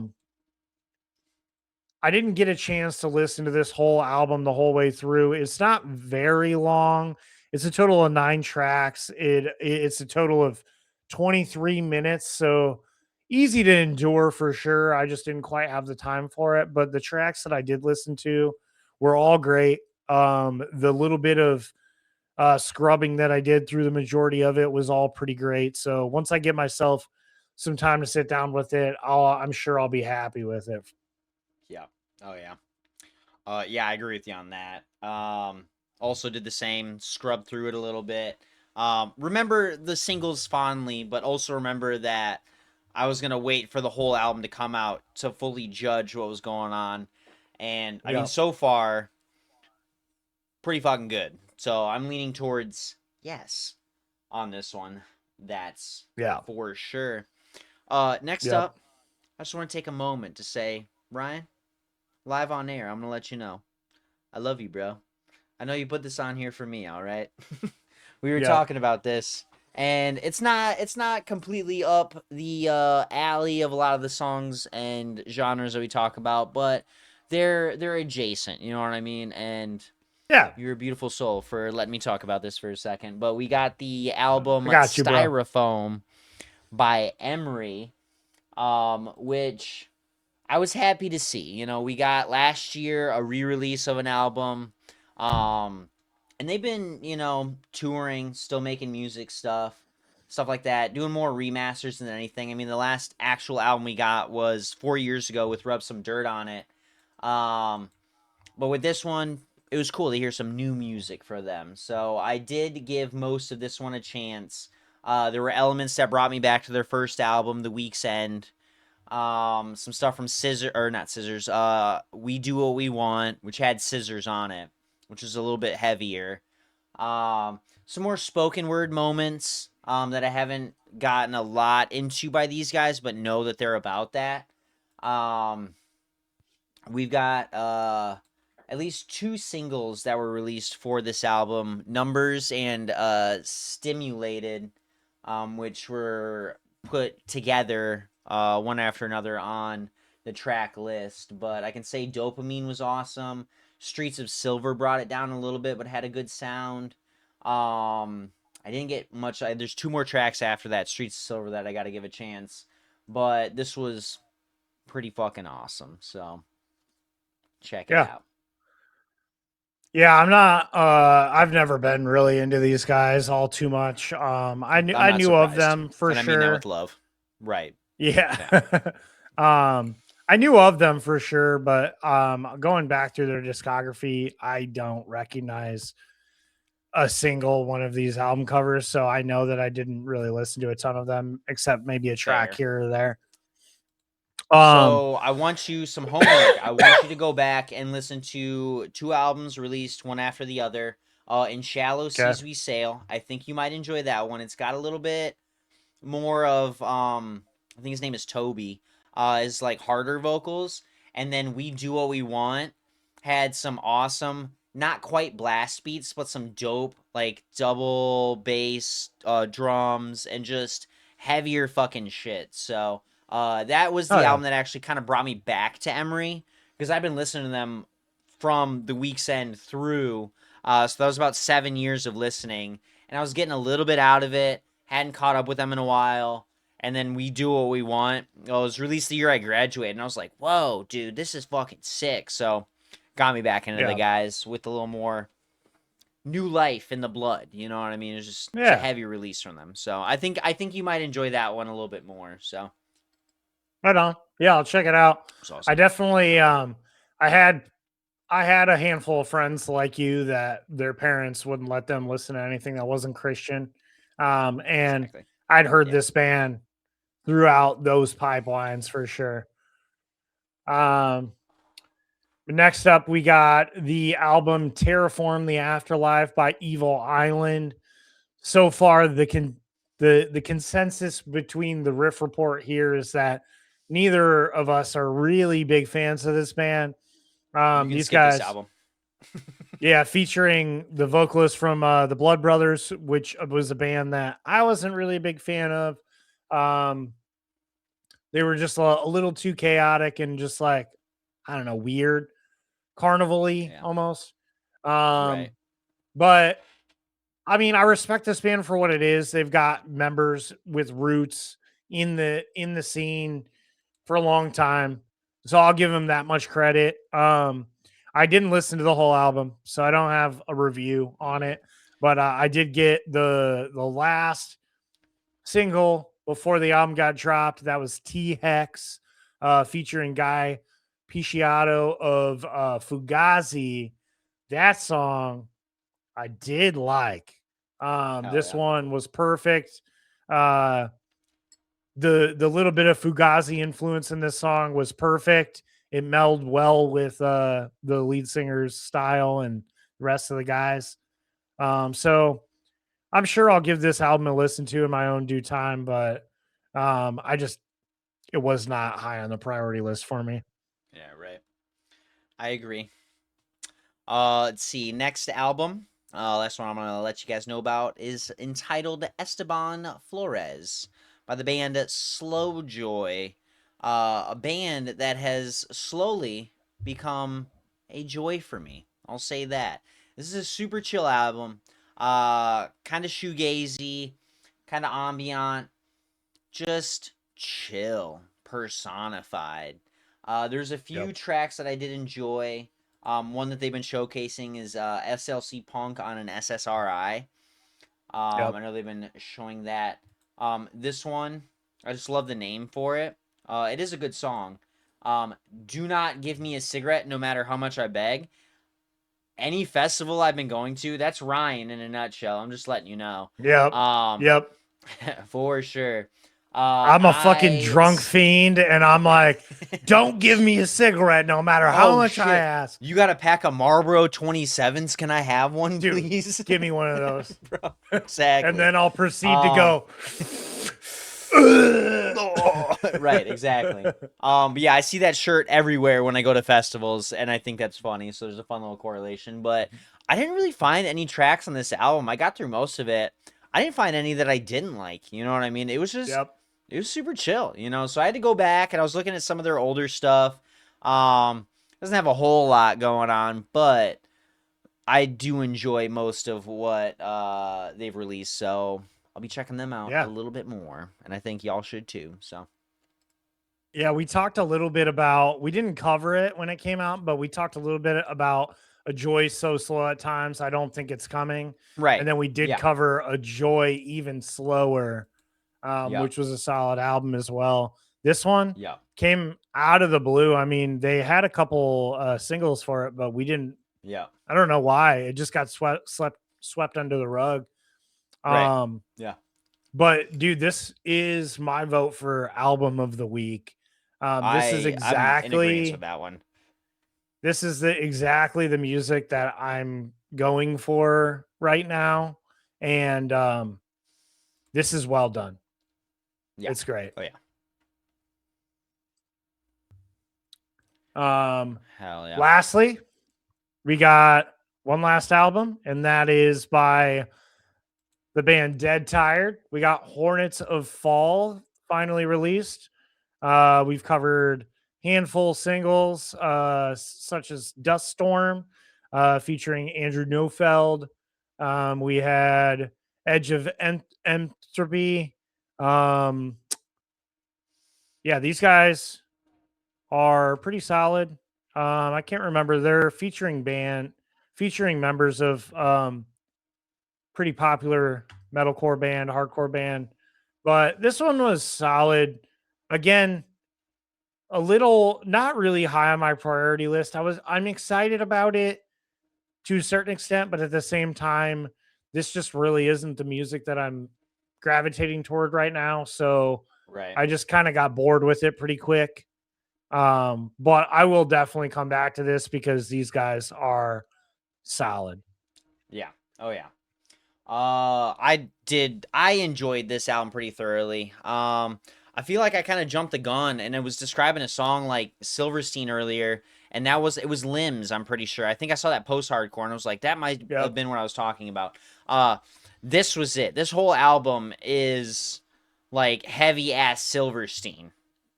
Yeah. That's what I'm gonna redact what I said earlier. Put it on here. You know what I mean? Yeah, Edge of Entropy when that came out, that was sick. I enjoyed dude. There it is. Liam Cormier. You got that feature. He's got a feature in Shipwreck in the Sand. He's got a feature on here. Yep. Oh my god, it's the same fucking album. And then yeah, we had Dust Storm that came out with the Comeback Kid guy. That I know we enjoyed that one when it came out. I got that far. I need to listen to the latter half from Temper Boy through the Pull. So, but this one was a good album. I had just enough teenage angst still left in my body to enjoy this one. So it's cool. Oh yeah. Well, that's all we got for releases for you for the week. As if it wasn't enough. But now exactly we're gonna scoot right into some band drama. Oh my god. There's some drama in the band. All right. You are starting us off. I'm gonna go pee. Enjoy this one. See ya.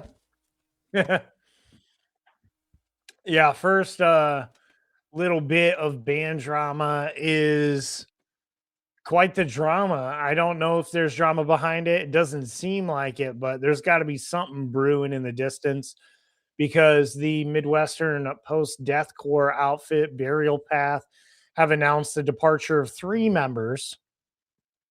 3 out of 5. That's wild. We've covered her for the past, probably month. Vocalist Maya Popst, who was newly named a member of Volvadinia, the South African deathcore band. We got bassist Christian Karinger and drummer Nola Vuru. The remaining members of Burial Path, guitarist Matthew McClure and Martin Rosa III, have issued the following statement. In quotes, they said, "We have some bittersweet news to share with y'all. Maya has decided to step down as vocalist of Burial Path. We wish her the best in her new music adventures and can't wait to see the big accomplishments she achieves.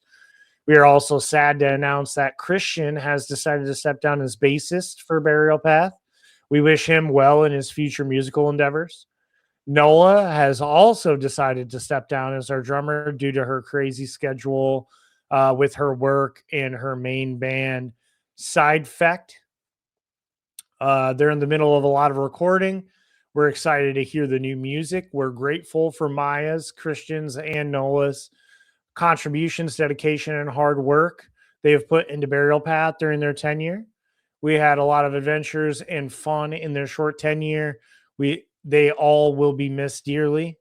What does this mean for Burial Path? We'll be taking a short break as we fire up auditions to fill all the positions. Thank you all for your incredible support and encouragement. It seriously helps us keep going. You will hear from us again shortly." This is probably a fucking giant blowback. I mean, to lose the majority of your band and with such a short time is crazy. I mean, from all the records that I've seen, it doesn't sound like there was any like drama behind this stuff. It just coincidentally sounded like Maya, Christian, and Nola just have a lot of stuff on their plates, and maybe their work had been done with this project, but it looks like Burial Path is starting anew and moving forward from there. Yeah. Look forward to whatever they have going on. It just sucks to see mostly everybody leave because one person's like, "Oh, I'm in this other thing now, so Yeah, I'm out of here." You know what I mean? right. Kind of sucks. Right. Yeah. Yeah. Good luck to your future endeavors. It sounds, and I'm sure you had mentioned it and just talked about the quotes and everything, but it sounds like he was amicable. They're not like mad about it or anything. They're like, we're just going to move on and do what we want to do and just keep the band going. So cool. I love that. You see it in today's music industry. I mean, with the big bands, they don't really allow you to work with other people outside of your band. And that's because you start dealing, people start doing side projects and stuff. They start having more fun with other things, and then it detracts from the actual band. So sucks to be the side project, but these guys who are serious about it, I'm sure they'll bounce back and figure it out. For sure. Yeah, right. And I wish them luck. In shitty news, to be honest, Suno, boo, has struck a new licensing deal with BMG. Ooh, boo, super boo, dude. Suno is an AI music generation platform. BMG, they've announced a global agreement this past week on August 12th, describing it as a strategic framework covering BMG's recorded music and publishing repertoire. Just gonna throw up right now. Yeah. The deal includes an opt-in element for BMG artists and songwriters who choose to participate, which I guess is a good little, balancing act on this thing. The company stating that those creators will have their rights protected and be compensated for use of their music. The agreement also settles prior use of BMG recordings and publishing works. BMG is the first major rights holder. Almost said right shoulder, dude. It's a right shoulder. Right shoulder. To sign a licensing deal with Suno since Warner Music Group announced its own agreement with the company 9 months ago.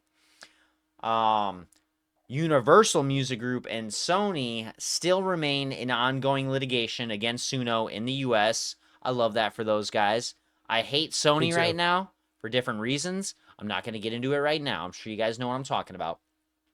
Alleging copyright infringement tied to the training of past AI models. BMG also said it will participate in the creation of Suno's upcoming music industry partnered models. The announcement follows recent changes at Suno, including planned limits on subscriber downloads, as well as commitments to audio watermarking and fingerprinting technology aimed at helping combat fraud and misuse. Damn, son, where'd you find this before every song? Yeah, right. We need more of that. All right. Yeah. Let's see. The co-founder and CEO, Mikey Schulman, shared the following. Blah, blah, blah. I like to steal things, and I want to make money on it, and I'm a big, fat baby. End quote. But for real, we believe the future of music will be more participatory, creating entirely new ways for artists and fans to connect. Building that future responsibly means working directly with the people who make music and the companies that represent them. Together with BMG, we can develop new experiences, generate revenue, and make music a bigger part of people's lives. Here's an idea, everybody who makes AI music. Yeah, go fuck yourselves, for one thing. The second is, go pick up a guitar. Go get a drum set. Get a trumpet. Play a flute. Get a keyboard. And make your own fucking music. Duh. Just listen to some other shit. Get inspired by it. And then make your own music. Fuck. Get Ableton. Get Fruity Loops. Yeah. Do your little digital music. You can get cheap turntables.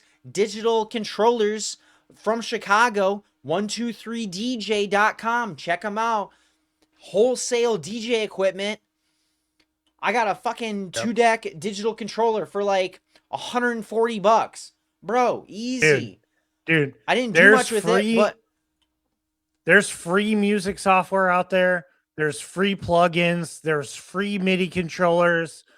There's free everything. If you want to make music, you could do it for free. Fuck, man, you can do it. You just gotta use your goddamn brain. Stealing shit, exactly, and your fingers, and your body. Sometimes, put in the work. All right, what the fuck? Lazy. Come on, God, hate it. All right, I'm gonna finish off this quote before I start punching my fucking computer. This is from BMG's EVP Global Marketing and Streaming person, Celine Joshua. The future of AI shouldn't have a future. That's me saying that.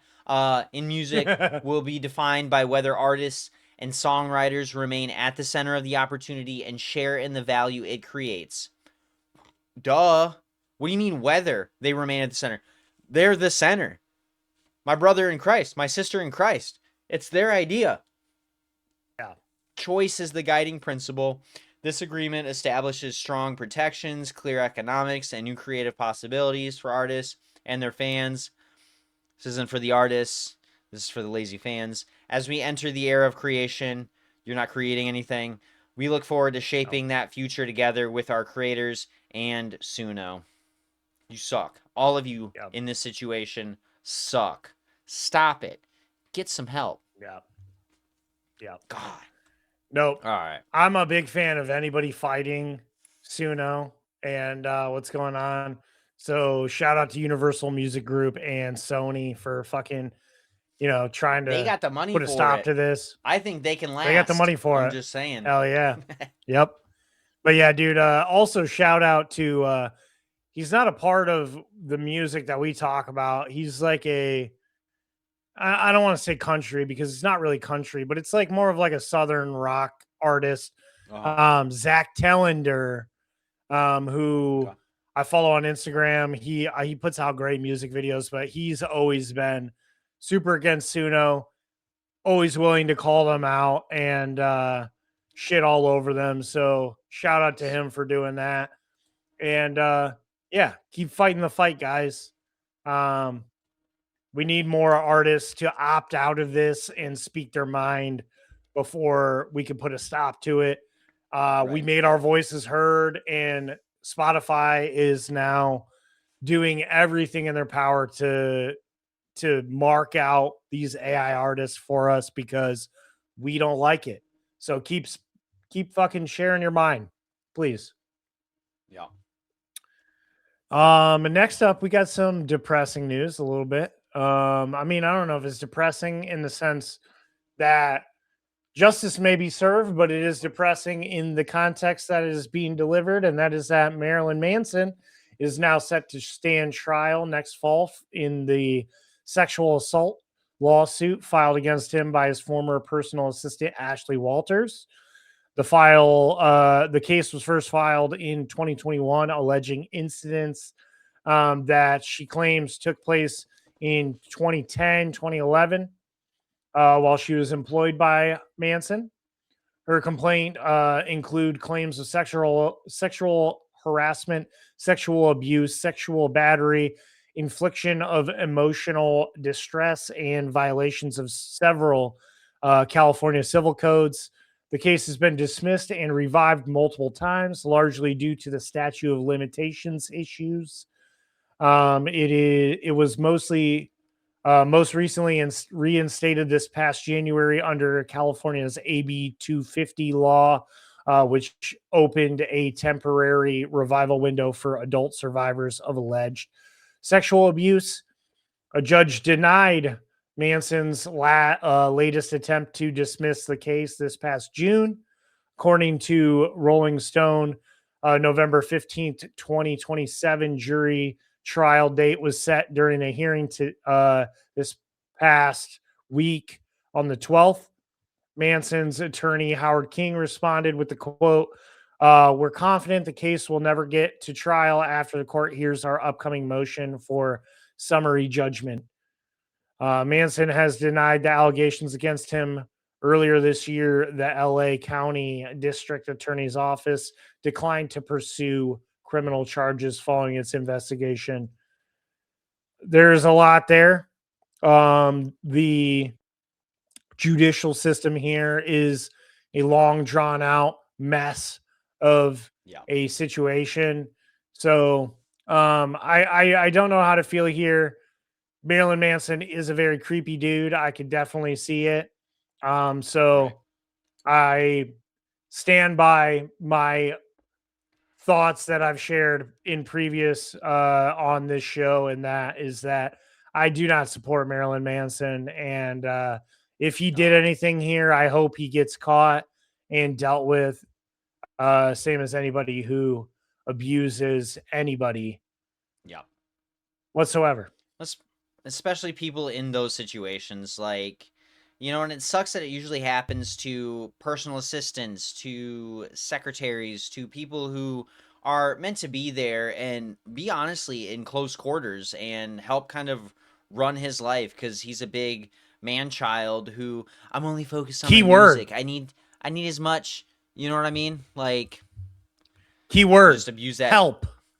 Yeah. They're there to help. And in return, they get hurt. Yeah, that's just fucked up, you know. So to abuse that position that he has, for whatever information comes to light, the fact that there's even allegations sucks in general. You know, this seems pretty hefty to immediately deny and be like, oh, she's just, you know what I mean? No, like that. Ew on you, Marilyn Manson. You're getting your comeuppance, and I think you deserve it. Have the day you deserve, bitch.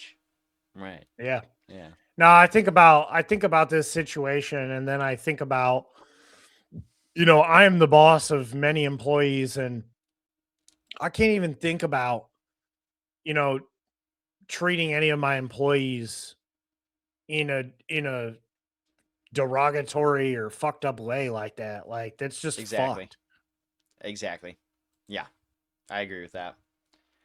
Yeah, you know, and how do I say it? Like, you know, we're in positions like, you know, you're the general manager of both places. You know what I mean? I'm just your day-to-day guy, you know, over at the bar, but we've got, you know, servers, and a lot of them tend to be female and everything. And the thought never crosses my mind to, you know what I mean? Like, well, I'm in charge of you, so, you know, you gotta, like, that's skeezy, I that's own you. weird. It's, you know what I mean? Yeah. Like, no, like, we're a team, we support each other, and to anybody Yep. who's ever done anything like that, you're fucking disgusting. So, ew. Yep. Sentinels. Sorry. Right. Not sorry. No. Yeah, no. That's been decided. That was a fucked up situation. So, Yeah. glad he got what he needed out. Well, not okay. Not got what he needed, Yeah, but no. he got what he deserved. Is Yeah. that. Yes. All right. Yeah. Moving on. Let's see. We've got some news from longtime UK metal journalist Dom Lawson. He is recovering in the hospital after suffering a heart attack during this past weekend's Bloodstock Open Air Festival. His work has appeared in Blabbermouth, Metal Hammer, Prague, The Guardian, Kerrang, and more. Some of those no longer exist, I'm sure, in the and more section. He's revealed a health scare in a social media post on Wednesday, August 12th. There is a GoFundMe campaign that was launched by his friend Alex that states he remains hospitalized and is awaiting surgery. The fundraiser is intended to help support Lawson while he recovers and is unable to continue his usual freelance work. Lawson has been a prominent voice in heavy music for more than 2 decades, beginning his career in '99 before later writing for Kerrang, Metal Hammer, and Prague. He served as Metal Hammer's editor-at-large from 2014 to 2016. Beyond print, he has been long involved with Total Rock and currently hosts the Dompilation Tapes. That's a sick name. I love that for him. That is. This is a quote from him, and I love the humor he has in this one. He just seems like a really down-to-earth guy, despite the fact that he could have probably almost died. Yeah. States, I wouldn't normally share private info, but I'm in the hospital and very bored, so forgive me the self-indulgence and nipple. You got to see the picture. His nipple is just right there in front of you. He said he had a wonderful time at Bloodstock Open Air as usual. Nevermore gave me all over goosebumps. Castle Rat were epic. I believe that. Shining made my brain spin. And he goes on about a bunch of other bands. Unfortunately, I had a heart attack on Sunday and was rushed to the hospital. Managed to avoid dying, so that was a good start. Looks like I will be having some kind of surgery in the near future. Close shave, but you won't get rid of me that easily. Huge thanks to our brilliant NHS, and particularly the welfare tent folk at Bloodstock, who could not have been more fabulous. Charlotte and my kids have been beyond wonderful too. Big love to those who heard the news and reached out, especially Alan. Thanks, Alan. Life's a funny old cunt, isn't it? Also, heart attacks fucking hurts. Would not recommend. Good advice. Good advice, Dom. Yeah. I will be trying my best to not have one. Yeah. Yeah, that sucks, dude. That sucks for sure. But thankfully he survived, and Right. yeah, I love his lighthearted, joking personality here. It was perfect. Right. Perfect for the situation. Right. Next up, we got some news from Cataclysm. They have postponed their planned first live appearance in Dubai. The Canadian death metal veterans cited concerns over the ongoing conflict in the Middle East as the reason for the postponement. The band shared the following quote: "Hello, brothers and sisters from Dubai. We're sorry to announce that the Cataclysm show scheduled for September 18th has been postponed to 2027. The promoters for the show have been excellent and accommodating in every way possible.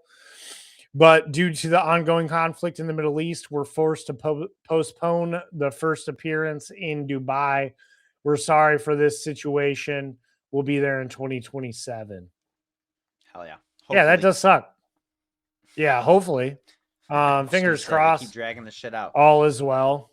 Yeah, I Right. don't have high hopes that this is getting situated any sooner than that, but Right. yeah, that definitely sucks to not be able to go hang out in a country just because of bullshit that's going on in neighboring countries. Right. Yeah. All right, everybody. Here's some news I'm sure you've been excited to hear about. You know I am. Slipknot have finally, took them long enough to confirm the departure of DJ keyboardist Sid Wilson. They said the following in a deleted post. Cowards. Effective immediately, Slipknot will no longer be associated with Sid Wilson.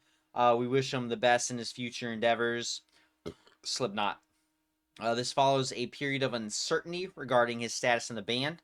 TMZ had initially announced his firing before Jim Root cast doubt on the situation. Wilson even still referred to himself as a member of the group. But reports of him being permanently removed from the band first surfaced on July 31st. A follow-up report from the outlet later claimed that his alleged treatment of bandmates contributed to the split. Wilson has now updated his Instagram bio to mark the end of his time in the group at Slipknot 97 to 2026. There was another little article I saw, and the title was, it was like Jim Root and somebody else. Let me see what I can find. Eat their words after. Man, where was it? Let me get back to my news.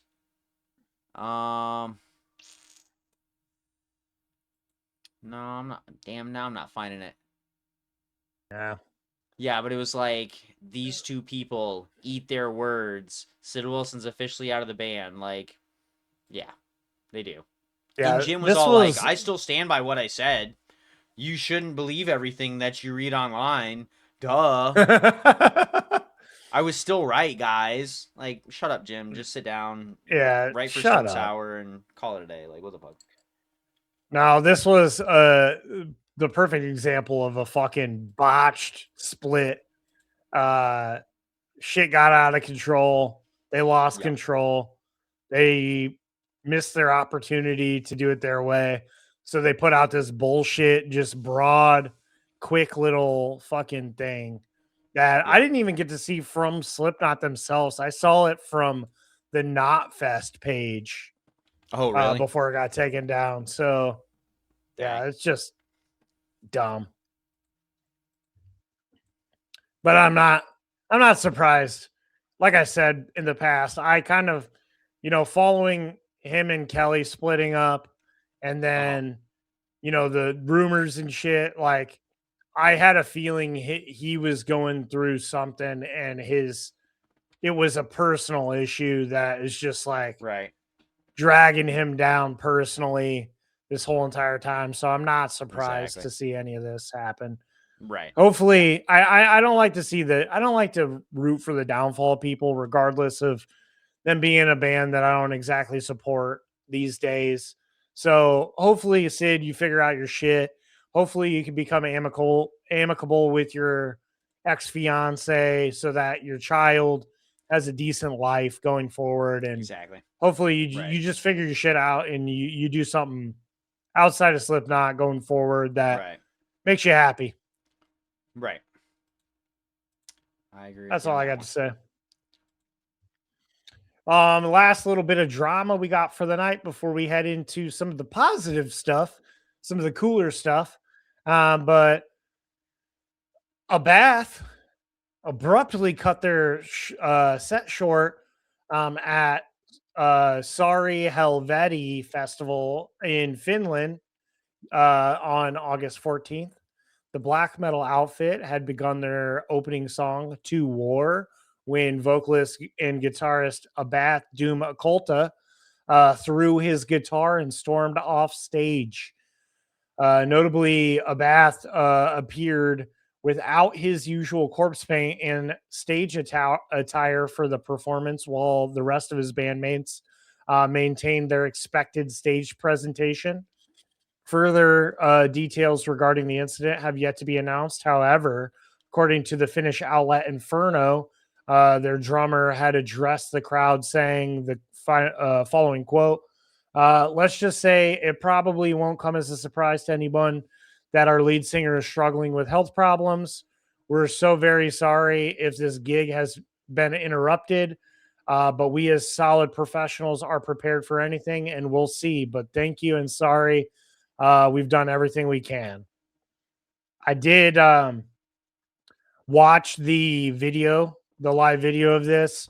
It is weird. It is jarring because, like, I don't, given watching the actual incident take place, like, it's just like out of the middle of nowhere. He doesn't look like he's like struggling by any chance, but it does look like he's pretty upset.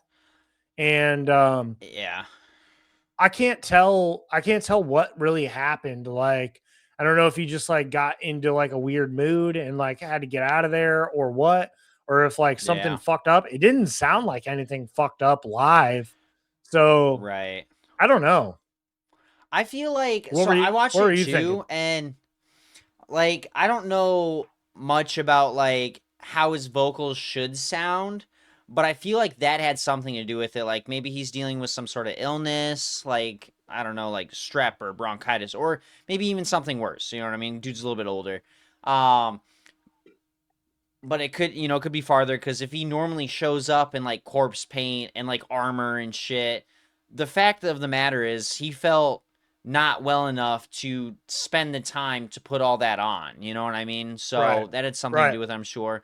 But I remember, so in the video, like they come up and there's like a chat from the band to the crowd, and he's like, "Well, do you want to see us play?" And they're all like, "Oh," and like the energy didn't really feel like it was there. Like it kind of felt like something happened beforehand, or like nobody was really excited or something. I don't know. That was the vibe I got. And he's like, "All right." They're also speaking in Finnish or fuck, wherever they're from. So I couldn't understand everything. They didn't have it all translated. But then they finally all get up on stage. Dude comes up. They start playing. He's just ripping his guitar. And then when he gets in the vocals, I can feel like the strain in those vocals. And then like a couple lines in, they play for like a minute or two. And then like right after a certain part, that's when he like pulls off the guitar and just fucking throws it. And then the band finishes off like the measure that they're playing, and they're like, "All right." What? And then a couple minutes later, the drummer comes out and he's like, "Sorry," and goes into that whole thing, So I feel like that had something to do with it. Like he just wasn't able to, whatever was making him feel bad had something to do with like his vocals weren't there. You know what I mean? Yeah. So that's the vibe I got.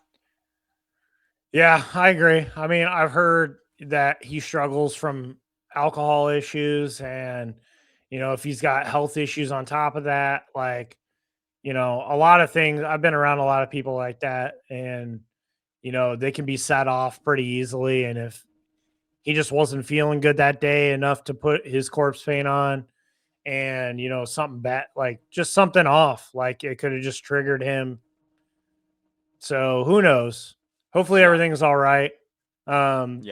He's a G.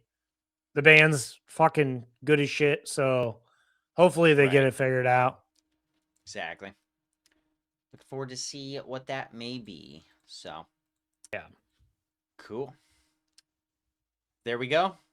There's our drama for y'all. Hope you enjoyed it.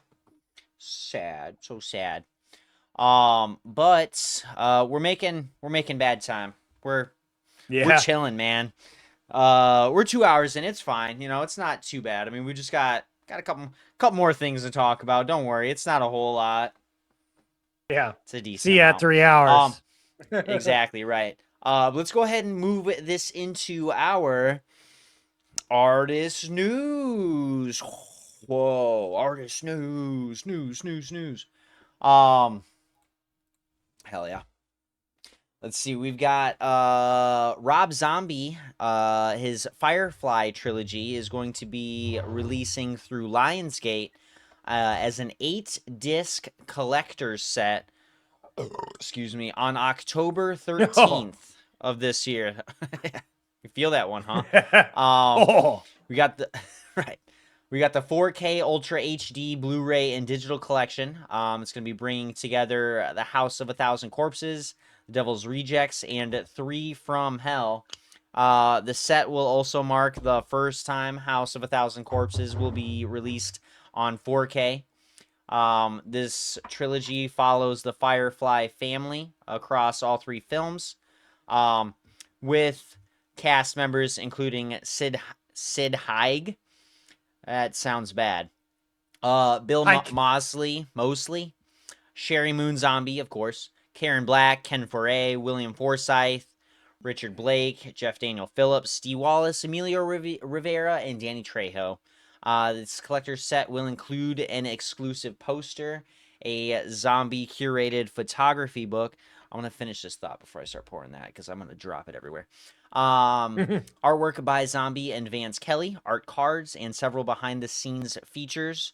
Also included are the feature-length documentary 30 Days in Hell, the making of The Devil's Rejects, the 4-part To Hell and Back, the making of 3 from Hell, and feature-length audio commentaries from Zombie, the 4K presentations of House of a Thousand Corpses and The Devil's Rejects will also feature Dolby Vision. All right. This dude, I don't know how you feel about this, but when it comes to horror movies, these are my favorite. And really? Yeah, I haven't never seen a seen single one of them. I've never seen them. Damn. All right. Well, I'm not going to sit here and tell you that you should watch them because I know you will purposely not. But if you for some reason do, you think you should start from the beginning. House of a Thousand Corpses is great. Early in Rob Zombie's career, it's very lo-fi, it's very budget, it's very it's just a really good movie for what they had at their disposal. And Devil's Rejects was a great follow-up. It obviously had way bigger of a budget, so it was shot way nicer. And then 3 from Hell, I didn't love as much. It came later in the series. It came, I mean, Devil's Rejects came out in 2005, and then 3 from Hell was in 2019. So there was a giant gap. Right. Yeah, I thought that one was pretty recent, right? So that yeah, that was a big difference. But all in all, I think the trilogy is pretty good. And if I can afford this would be awesome. I guarantee I probably can't afford it. Probably not. Exactly. Yeah, I mean, fucking an 8-disc collector set with books and shit. Yeah, I definitely can't afford that's this. That's gonna be a couple hundred probably. Especially on 4K, Blu-ray, like all that. Like, it's not gonna be cheap. I mean, I'm pretty sure I dropped like 50 or 60 bucks on the Rush Hour trilogy on Blu-ray. Just the DVDs in a steelbook, I think. So, you know, it at least has that. But yeah, this one's gonna be really expensive. That's for sure. So yeah. Hell yeah. All right. Well, we got fucking poured up. So we lied. We're doing more. Can't stop. Won't stop. I had to. I don't blame you. I'm out of Shore Lord, so I'm shooting whiskey tonight. Woo.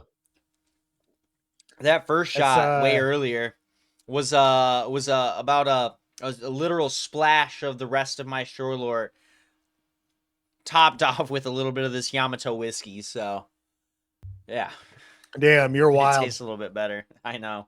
Yeah. Yeah, you're off your course, dude. You're not ever shooting whiskey, so that I'm sure that hits a little different.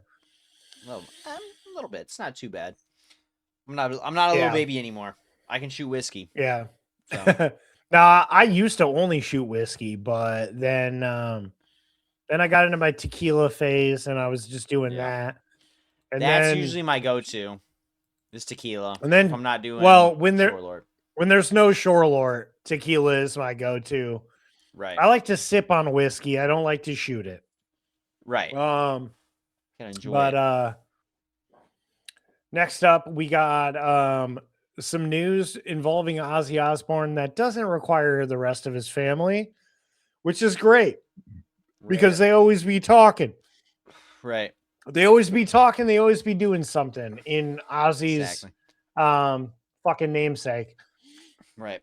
But Ozzy Osbourne has finally cracked into Spotify's Billions Club, with Crazy Train currently sitting about 15 million over the 1 billion mark. The track was originally released as the lead single as Osbourne's debut solo album, Blizzard of Oz, in September of 80. And is by far the most popular of his tracks, at least based on Spotify's data. Crazy Train has long stood as one of his signature solo tracks. Following its release in 1980, the song reached number 49 on UK singles charts and later hit number 9 on Billboard's top tracks charts in the US. It also peaked at number 6 on the Billboard Bubbling Under Hot 100 chart in 1981. Don't even know what that means. I tried figuring that out, but I was like, you know what? I don't understand Billboard, so fuck them. The song has remained a staple of Ozzy's catalog over the decades, with Randy Rhoads' guitar work frequently being singled out among heavy metal's most recognizable riffs and solos. It also appeared on multiple hard rock and metal song lists from outlets including Guitar World, VH1, Metal Hammer, and Rolling Stone. We all know it's a fucking banger of a track. I was trying to see if I had Blizzard of Oz up on my wall here. I don't, but I have it somewhere. Pretty sure Butta gave me that for Secret Santa. He gave me Blizzard of Oz and Slipknot's. Is it Iowa? I think he gave me Iowa, dude. Damn, hell yeah. He was like, oh, this is metal. I don't know if he knew exactly what he was giving me, but they were pretty decent fucking pulls, for somebody who will probably stay the farthest away from metal. I'm just saying. So, yeah. I love that. So cool. We miss you, Butta. I know you're not listening, but this goes out to you. Yeah. All right. This one's kind of huge, so I'm gonna try and cliff note this a little bit. Let's see what I can pull out.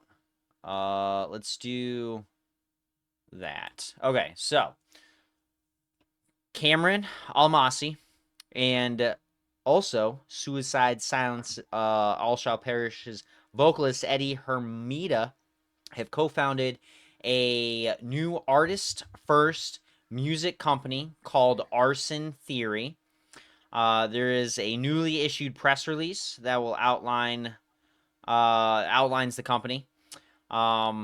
This is a modern artist-first model designed to challenge traditional industry structures in heavy and alternative music, built by artists and industry veterans. Let's see, the company's core approach centers on giving artists access to global infrastructure and hands-on development while maintaining greater ownership, control, and creative identity. Arson Theory is really the byproduct of two people with very different perspectives coming together and realizing there was an opportunity to build something better. Eddie and I have been friends for a long time, and over the years, we would constantly compare what his bands were experiencing in heavy music with what my clients were receiving in the pop, rap, and dance worlds, especially around distribution, publishing, and creative support, which is what was pulled from El Masi. See, I saw a gap between complete DIY independence and the traditional label system. Artists shouldn't have to choose between doing everything themselves and giving up ownership, flexibility, or a large portion of their economics just to receive meaningful support. I'm just going to skip ahead on this and finish this one off because there's a lot. Arson Theory is focused on long-term artist development and scalable career growth. In a short time, the company has established itself as an active independent player in the space, working across a global roster that includes emerging talent, established acts, charting releases, and record industry certified artists, RIAA certified artists, with capabilities across both distribution and publishing. Amasi notes, my goal for Arson Theory is to become the undeniable home for artists in heavy and alternative music who want independence without having to sacrifice partnership. We love heavy and alternative music. That's what we're all about. We've got hella bands that are attached to this. I'm going to list off a few that we really know. All Shall Perish, Peeling Flesh, Shadow of Intent, Psychoframe, Bolt Cutter, Kent Osbourne, the Forgotten Osbourne, Zero Signal, Piss Ants, Corpse Pile, Traitors, Last 10 Seconds of Life, Still Remains, Evergreen Terrace, Gut Rectomy. I just had to say that one. I don't know who they are, but I had to say that one. And so many more. So it looks like we've got the admin guy and the artist guy got together and had a really good idea. So hopefully this works out for everybody and bring some more, like you said, artist forward and artist first publishing and marketing and just everything. You know what I mean? They're just there to support artists. And I love that there's a literal artist attached to that. You know what I mean? So, cool. I wish you a lot of luck, guys. This is the exact concept that I've always dreamed about putting together for myself. But unfortunately, in the record industry, it's all about who you know.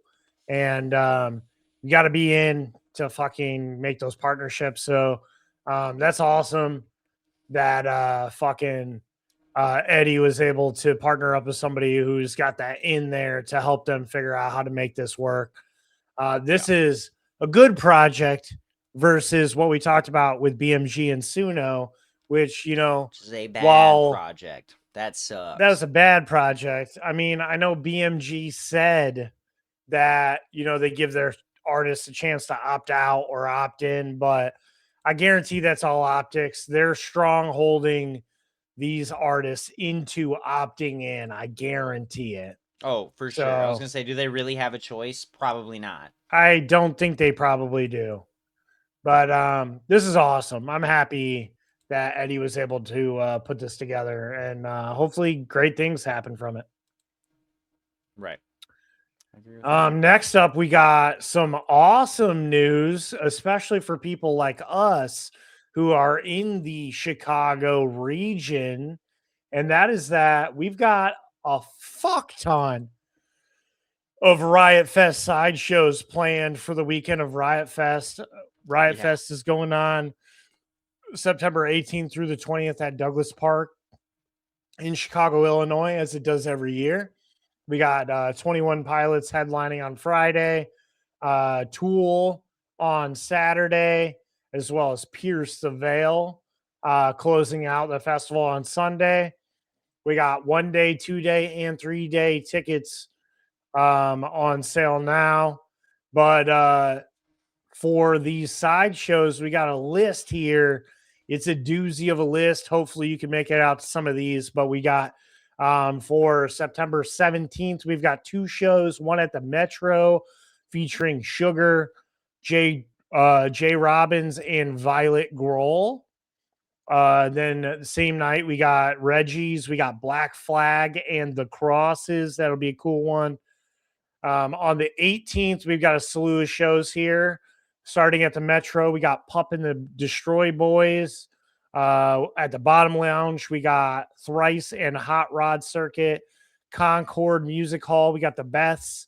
Cobra Lounge, we got Yard Act and the Armed. Empty Bottle, we got Chat Pile and Soul Glow. And then Reggie's, we got Mariachi El Bronx and Max Diaz Killer Show. And then on the 19th, we got at the Metro, we got Alkaline Trio and No Bro.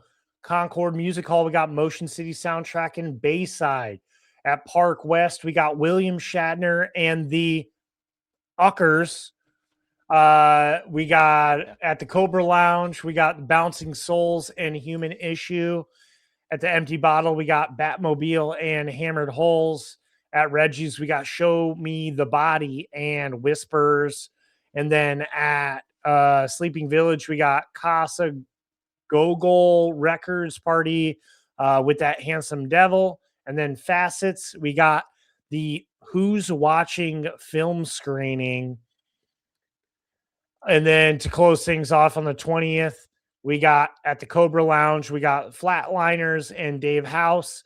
And then at the Empty Bottle, we got Pretty Girls Make Graves to close out the weekend. It's going to be a hell of a fucking weekend out in Chicago for Riot Fest for sure. I'm so tempted to go out on the 18th and see Pup at the Metro. I think it'd be sick. It's a Friday, so I might be able to swing it. Yeah. We'll see. Yeah, that would be dope. I'm also eyeing out the 18th at Reggie's for Mariachi El Bronx. I think first off, I love Mariachi El Bronx. Secondly, I love Reggie's. And thirdly, I think both things together would be a great night. That's for sure. Oh, yeah. Going to the 19th, I mean, Alkaline Trio, I saw them at Riot Fest a handful of years ago, and it was awesome. Same thing with at the Cobra Lounge. They got the Bouncing Souls, another band I remember from the last time that I went to Riot Fest. Always a great show. So, dude, there's a ton of shit to do. Even if you can't afford tickets to the festival itself, we got bars, we got venues, we got shows. We got everything that the great city of Chicago has to offer you. Just come out and fucking hang out, even if it's outside the fence. You know what I mean? Right. Yep. Exactly. Try and make it work. We'll see. Alrighty. Next little piece of news. We've got Oli Sykes of Bring Me the Horizon. I'm wearing my Bring Me the Horizon shirt. Just for this specific piece of news. Not really, I just love the shirt. And Spirit Box frontwoman Courtney LaPlante. They are set to guest on the new Valorant Champions theme song. The song, which is put together by Gravitz, will be released around the time of the tournament, which is scheduled for September 24th to October 18th. My fucking birthday. In Shanghai. I don't care about Valorant enough to really completely care about this, but this is super cool. Let's see. Gravitz had stated the best collaborations happen when everyone brings a different perspective to the room, and that's what makes this record so exciting to me. Oli, Courtney, and I came together from different corners of the globe and landed on a track that sits effortlessly between my electronic world and the heavy landscapes of Bring Me the Horizon and Spirit Box. The three of us just clicked, and the result is what I believe to be the best Valorant anthem to date. Sykes had stated, I've always been drawn to projects that blur the lines between storytelling and music, so working with Riot Games alongside Gravitz and Courtney and becoming part of the Valorant world felt like a really natural fit. LaPlante had stated, I cannot wait to release this song. Oli has given me the opportunity to perform live with Bring Me the Horizon many times over the years, and we're finally debuting something we worked on together. Gravitz produced such a great atmosphere and a song tailored to all three of our voices, and Oli went in right away and made it a true collaboration. So that's super cool and super nerdy as well. I love all parts of that. The music artist partnerships manager at Riot Games, Bob DeBellina, it's a tongue twister, Bob had DeBellina stated in a quote, Bob DeBellina. Mr. DeBellina. Bob DeBellina. Mr. DeBellina, Mr. Bob DeBellina. Hell yeah.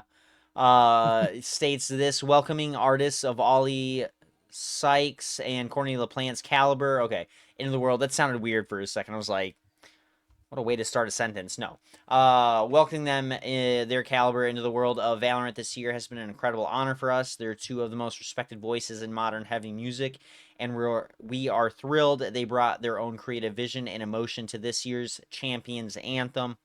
Pairing them with Grabbits, the artistic force behind some of Valorant's most iconic musical moments, made for an incredible collaboration. The three of them immediately clicked as a creative team, blending their distinct styles into something that feels authentic to each artist while staying true to the spirit of Champions. We can't wait for players to experience what they created together. So that's cool. I love that. Yeah, it is cool. I just sent you some on Discord. You should check it out. Yeah. It's hilarious. Mr. But Dobalina. Okay. Hell yeah. dude, sidely, Bob Dobalina. That's hilarious because there's a Delta Funky Homo Sapien song called Mr. Dobalina, and he says Mr. Bob Dobalina in it. So I don't know if this is the same guy. I doubt it, but that's awesome. Yeah, I super doubt it because that was released in '91. I don't think Riot Games was even close to being concepted at that point in No, time. I don't think so. I don't think so. So this guy lucked out with the coolest name possible. Maybe his parents were fans, you know. Probably, yeah. All right, fucking but yeah, that last story I think is cool. I saw a little teaser of it. I think the song is going to sound really great. It kind of reminds me of Bring Me the Horizon's last EP. Okay. I'm trying to think of what it's called again. I love it so much. How do I not know what it's called? Talk about Low Files? Sorry. No, I'm talking about Post-Human Next Gen. The album that Low Files was based off of. Yes, which right. it's got similar vibes to that album, I Oh. think. Hell Which yeah. I think is going to sound great with Courtney on it. I think it's going to sound great as a whole. I don't know much about this video game tournament or anything, but it seemed right up your alley, Tyler, so I gave it to you. For the most part, I'm more of an RPG guy myself, but Yeah. I know Valorant is pretty fucking What do they do? They do popular. first person shooter shit? Yeah, it's a 5v5 tactical first person shooter. I think like oh fuck, what's that other big one? I don't remember. I can't think of what the game is that everyone Anthem? plays now, but like a Counter-Strike kind of Call of Duty kind of shit. Ish, yeah, but with more like kind of like Destiny or Halo, where it's kind of sci-fi, Yeah. like robots and Yeah. cybernetics and shit. Right. Why can't I think of the ridiculous. fucking big game that everyone plays in that fucking genre? I can't think of it. I don't know. I don't know either. I don't care.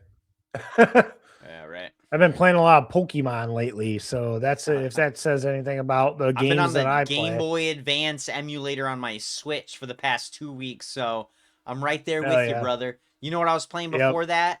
Also Pokemon, so Yeah, yep. this isn't really Yep. our cup of tea, I'm just saying. But like I said, it's nerdy and it's heavy and it's got all the coolest things involved, so I'll take it. Yep. I'm a Any big representation we get. my outside of Tony Hawk, my favorite games are Pokemon games, Final Fantasy 7, and Resident Evil 4. I like turn-based strategy style. I'm stopping the games. recording, dude. A Final Fantasy 7 fan? What a normie, dude. Yeah, sorry. That's all right. I know. Yep. I love Cloud and his big old sword. Sorry. Next up, Monolord has posted their recent in-studio session at KEXP, now streaming on YouTube. You can check it out. The Swedish Doom Metal outfit recorded a 4-song performance on June 18th. set list includes Iodine, Rust, Larva, and You Bastard. And was a pretty great showing. I watched not the whole thing, but I watched the majority of it and kind of scrubbed through it. It was a good KXP performance, I must say. Hell yeah. I didn't watch it. I'm so bad at keeping up on those. But Yeah. No. Did you send me I this? sent this to you. Yeah, I sent it Yeah, to I you. did watch it. I watched like half of it. It was pretty cool. The half that I Yeah. watched. Now you talk about one of the coolest things to happen this week, and I'm gonna go pee. Yes. Hell yeah. I'll talk to you about how I feel about it when I get back. Of course. I'll make it last. That's totally fine. Let's see. I gotta find this fucking band though, because I didn't even realize what was going on with this. It's so cool. All right. So former Every Time I Die and current Atomic Rule guitarist Andy Williams. We might know him as The Butcher. Yeah. Let's see. He took to Twitter to inform, and I love that was typed in there. Not stupid fucking X. Twitter. I'm gonna die on that fucking hill. He took to Twitter to inform fans he is currently working on a cathartic project that will chronicle. Kitty. That will chronicle the history on Every Time I Die. Williams also shared there won't be any sort of negative content in this project and that it seemingly is helping him relive the positive memories of his time spent in the group, which he hopes will help all fans cope with the breakup, which happened in early 2022. Andy, thank you so much, because I still haven't come to terms with it. Andy had posted, I've been working on something about the history of Every Time I Die. Sorry, nothing negative. Don't apologize. I don't want to hear anything negative. I agree. Man, it's bringing up such great memories. Truly grateful to have lived that. In response to the following comment on Twitter by Troy Beck, we are all hopeful that one day Every Time I Die can exist again. Thanks for all the insane memories. Can't wait for you to eat my restaurant's food at Enjoy Wrestling. It's hang time. Andy had responded, first part, not looking good at all. Hopefully being able to celebrate with me with this thing I'm working on will be cathartic for us all. So, yeah. That'll be so cool. I can't wait to see this. Yeah. Yeah, I agree. I mean, it kind of confirms what I thought about the band possibly getting back together in the future here, which is sad. But at the same time, hey man, I'm all for, if you think the band's done, it should be done. Like don't try and do something to just appease us. If it's not the right thing, don't fucking do it. But I would love back in the day when I was in high school, I loved getting bands DVDs with like the behind the scenes of like tours and like making of the album and shit. So to have like a little bit of a documentary about the band itself is going to be super nostalgic and super awesome. I can't wait. Right. I hope they release it on DVD. You go ahead and listen to Atomic Rule right now. All right. I'm on their recent single. It's got 3 songs attached to it. It's called The Golden Rose. First song is Thoth Aman. Little Egyptian history for you. Fucking dope. And this is what I'm happy about, is now everybody is back in music. Because for the last few years, when Keith he'd been focused on his wrestling shit, right? To do his wrestling shit, exactly, yeah. You know, like we knew Keith went to Many Eyes. We know everybody else. You know, Jordan, Steven, and Clayton went to Better Lovers. Went to Better Lovers, you know what I mean? Andy was like, I'm not playing music, not necessarily anymore, but he's like, I'm not playing music. I'm not joining anything. I'm not going with the guys, any of them. You know, I'm focusing on my wrestling, you know, which I love for him. You know what I mean? Yeah. Andy is the guy inadvertently that kind of made me fall in love with the band. When I got to see them from a distance, 2012, I'm pretty sure, or no, it was like 2014 maybe. Might have been that year, 2014, 2015, at Warped Tour. I was in line for Born of Osiris's just meet and greet signing little deal that they were doing after their set. Yeah.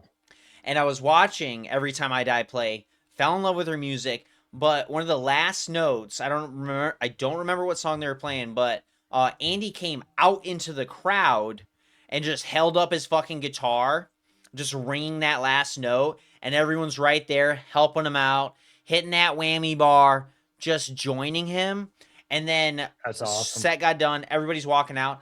I saw a man about 6'2", give or take, only wearing shorts and some dirty ass Vans covered in fucking blood, dude. Cut up and covered in blood. I'm like, hey man, do you want a cigarette? You look pretty rough. He's like, dude, I would love one. And then we just chatted for a few minutes and everything. But like, just the everything attached to my visual take on that band just sold it for me. And then, like I said, the rest is history. Fortunately and unfortunately. So that's a killer story, actually. Yeah, it was fucking awesome, dude. I was always a Keith Buckley fan from the beginning, because I got into them around like the Hot Damn era, and then Gutter Phenomenon, Big Dirty. He was kind of the showcase. But then when in 2014, when they put out From Parts Unknown, really like grew my appreciation for the rest of the band. Right. Like they were always killer for sure, but like this album, like was like, we know how to play and we're putting all energy into everything. Like every member of the band. I fucking love that album so much. That I'm pretty sure is no, it's not. I was gonna say that was Dan, but it wasn't. He wasn't on that album. Yeah. What did he do? Yeah. He did. Dan did Low Teens. Oh, we talked about that. Yeah, exactly. Right. Yep. Low Teens, which one of my favorites for sure. A little bit newer, but still, I don't care. It's awesome. Yeah. I serenaded Kat to most of that album on our way back from one of the last shows we were. Oh, was that? I think it was the Rush. Yeah, when we were driving back from Rush, I needed something to really get me fucking going. And I decided to serenade her to. That's what I'm saying. Exactly, right. So I needed something to really pump my blood, and Low Teens was the album to do that. So I was hyped the whole fucking time. It was great. Fuck yeah. Yeah. So, hell yeah. Yeah, hell yeah. Next up, we got some news from Justin Broderick from Godflesh, a band we talked about earlier in our new releases with a new track out. He appears on 2 tracks on Phoebe Bridgers' new released album, Lost Weekend. The industrial metal veteran, his unlikely guest spot stems less from his work with Godflesh and more from his Jesu project. Broderick, performing in his Jesu capacity, plays guitar on Bobby and the hidden final track, Best Dressed. The latter appears as track D17 on the vinyl and track 00 on the CD. While some initial reports have focused on Broderick's work with Godflesh, Bridgers herself reportedly approached him due to her love for Jesu. I listened to both tracks. And I've never really been a Phoebe Bridgers fan. I didn't really see through the hype at first, but listening to Bobby, I like this song a lot. I'm not gonna lie. Hell yeah. I can see the allure behind Phoebe Bridgers. This is like some indie, low vibe, smooth music that's just meant to chill you out. And This shit's pretty good. It makes me want to listen to the whole album. I'm not gonna lie. Hell yeah. Nice. I'm gonna pop that in my listen to later for sure. Cause I just put on a really good song that I don't wanna skip over. I got a vibe going right now. It's super cool. Yeah. I'm listening. I'm listening to From Parts Unknown right now, so I'm not changing it. Right. Exactly. Hell yeah. No, I had to get a little inspired for this next little piece of news that I'll move us into because, dude, I'm so fucking excited about this one. Yeah. It would have been cooler if I could be there. But Counterparts, huge favorite of mine, are going to be hosting a Magic the Gathering event ahead of their hometown show in Hamilton, Ontario. The event will be taking place September 4th at Paradox TCG, one day before the band's September 5th show at the Music Hall. Fans and players will have a chance to play against one of the 4 members of Counterparts. Entry is only $10. Includes a Hobbit pack, dope, a drink, and a set of 7 exclusive Counterparts proxy cards. For What a information and deal. tickets. That's what I'm saying, exactly. I mean, $10 usually gets you like an entry, like into the pre-release, like draft night or something. You get to rip like a few packs, pick some cards, leave with some stuff. You know what I mean? It's so fucking cool. I wonder what format it's gonna be. Because you're only getting 1 pack, so it's probably just an all like some people are gonna play standard, some are gonna play commander. I know personally, Commander's honestly the better format. All you old guys can sit down and shut up, all right? I'm trying to sit down at the kitchen table and enjoy a match for about an hour, hour and a half with my bros. And the gals of the group, you know what I mean? Commander's just more fun. Sorry, not sorry. But yeah, I just love seeing more of this going on. There was like a Magic kind of tour going on. I think that we're attaching to we were talking about this a few months ago with a bunch of bands showing up at like MagicCon and other like convention events and stuff. And then you probably had the chance to maybe, play against some of these guys. Fit for a King, fucking Kirby, and Ryan, the guitarist, I think rhythm guitarist. They're big into Magic. They have a Tolarian Community College video, and the prof looks like an absolute fucking old guy. He's like, I wore my leather jacket and my cool guy rocker necklace, and he was such a nerd about it. But Counterparts is cool. I got to see them in Tennessee a few years ago with Devil Wears Prada and Fit for a King. But just as a small aside, that doesn't really have to show like it doesn't correlate to Magic or anything. But this is a metal band that has given me just good feelings. I'll say they have a song, and I feel like I don't know if I mentioned this, but they have a song. It's called "Whispers of Your Death." It's about his kitty who ended up passing away, but he wrote a whole song and said, "I love you, bro," and I think that's beautiful. So I think everyone should check it out and hug your cat tonight. Yeah. You know what I mean? Yeah. I'll be hugging my cats, that's for sure. Hell yeah. But yeah. Yeah, I didn't even know they were Magic guys, honestly. That's super cool. And I wish I could be out there for this event. Yeah. Agreed. No, I mean, I might try and get those proxies later. To be honest with you, Hamilton, Ontario is probably the closest place in Ontario that we can get to. So for all you guys out here in the area, if you're into Magic the Gathering, you're into Counterparts, you could make this trip if you've got your enhanced ID or your passport. It's a quick trip over from Detroit, the Detroit Bridge, over into Hamilton. So, bro, it's not crazy. 6 hours? That's under our limit. It's not crazy. Right. Yeah. Let me just tell you this real quick. If you were to fly from South Bend to get to Hamilton, it would take you 8 hours and cost you almost $1,000. If you were to drive there, 6 hours. Just saying. And probably cost you a couple $100. Exactly. Right. Yep. I have to update.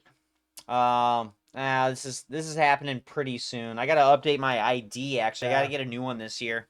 Yep. With a nice fresh picture and everything, because I've been running my old picture for about 2 cycles now.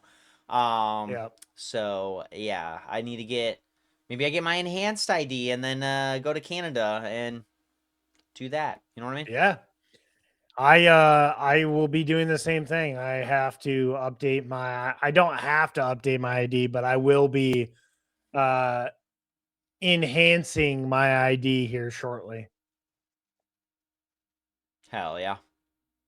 Yeah. I'm trying to find these All right. proxies. Sorry, you continue while I No, nerd out no, over yeah. Magic for a While you couple more nerd out minutes. real quick, I'll talk real Right. quick about Hard Lore Podcast, who has Uh-huh. posted their annual Hard Lore Jeopardy live event / episode. You can check that out on YouTube on the Hard Lore Podcast page. Hard Lore describes the event as the following quote: "Our 4th annual Sound and Fury Week event, live for the sold out Brain Dead Studios in Hollywood, California. We're once again proud to present Hard Lord Jeopardy featuring Davey Havoc of the AFI, Todd Jones of Nails and Carry On, and our reigning champion, Martin Stewart of Terror and God's Hate and Sound and Fury, sorry. Head to head in classic Jeopardy fashion with a hardcore metal and punk twist. Hard Lord Jeopardy theme was created by Jordan Olds of Blood Vulture and 2 Minutes to Late Night, and Ben Hutcherson of Chemists. The event features nods in remembrance of the late Hard Lore podcast co-host Bo Looters of Harm's Way. Rest in peace, brother. But the episode was great. It was a longer one, about an hour and a half, I think, and I loved every minute of it. It was a good episode, so I highly recommend checking it out. I love Todd Jones and Martin Stewart just being like the know-it-alls in the group, while Davey Havoc Right. is just like, Why? Why did you invite me? What's going I on? don't know why I'm here. Yeah. But he does good in his own right. It's very entertaining and very awesome. So, Hell yeah. yeah, check that out. It's awesome. Yeah. I still have it. You told me about it, and I've been meaning to watch it, but I didn't get the chance to. So I'll be checking it out pretty soon. Yeah. I love that they're doing that too. I just love how everyone thinks, and this will reiterate just a smidge on that last thing I was talking about, but like, I love how everyone portrays like metal guys and gals as like these tough as nails, just fucking hates everything. We're just dark, depressing, and we want violence and whatever. Nah, we're just a bunch of fucking nerds who enjoy nerdy hobbies who also Yep. happen to enjoy really heavy fucking music. Like, you could go into probably any one of these people's houses and you wouldn't expect any part of the music that they make. You know what I mean? Or listen to. Like, If you went into I my love this house, for everybody. Tyler, you've been to my house. If you go into my I house, have. does it Wouldn't guess look it. like? Yeah. Nope. Until you Not got at into my all. office, but Exactly. outside of my office, you wouldn't guess that I'm into heavy music. That's what I'm saying. If I didn't have these fucking flags up, all you would see is a bunch of nerdy ass fucking Gundams and like anime shit. You know what I mean? Yeah. Same, dude. It's just awesome. So hell yeah, I'll be checking that out pretty soon. Just love that. All right, next little piece of news, a little bit shorter. We had Will Ramos of Lorna Shore join Motionless in White on stage for a performance of Immaculate Misconception. Great fucking song. During the August 14th stop of the Sweat and Blood tour in Indianapolis. Fan filmed footage of the track is available to check out on YouTube. So, check it out now. I checked out the video. It was cool to see Will matching Chris's face paint. Um, Hell it yeah. it looks kind of funny. Aw. I'm It not gonna does. lie, Yeah. but it's cool to see the solidarity there. You know, Right. that is one of the things that's like kind of drawn me to Motionless in White lately is just the fact that they have so many like solid, reputable musicians that like to collaborate with them. Mhm. And it just like it makes me realize that like these guys are somewhat legit. Like they Right. might not always be the music that I'm into, but they are a legitimate contributing artist in the scene that people respect. Right. And there's Yeah. something to be said about that.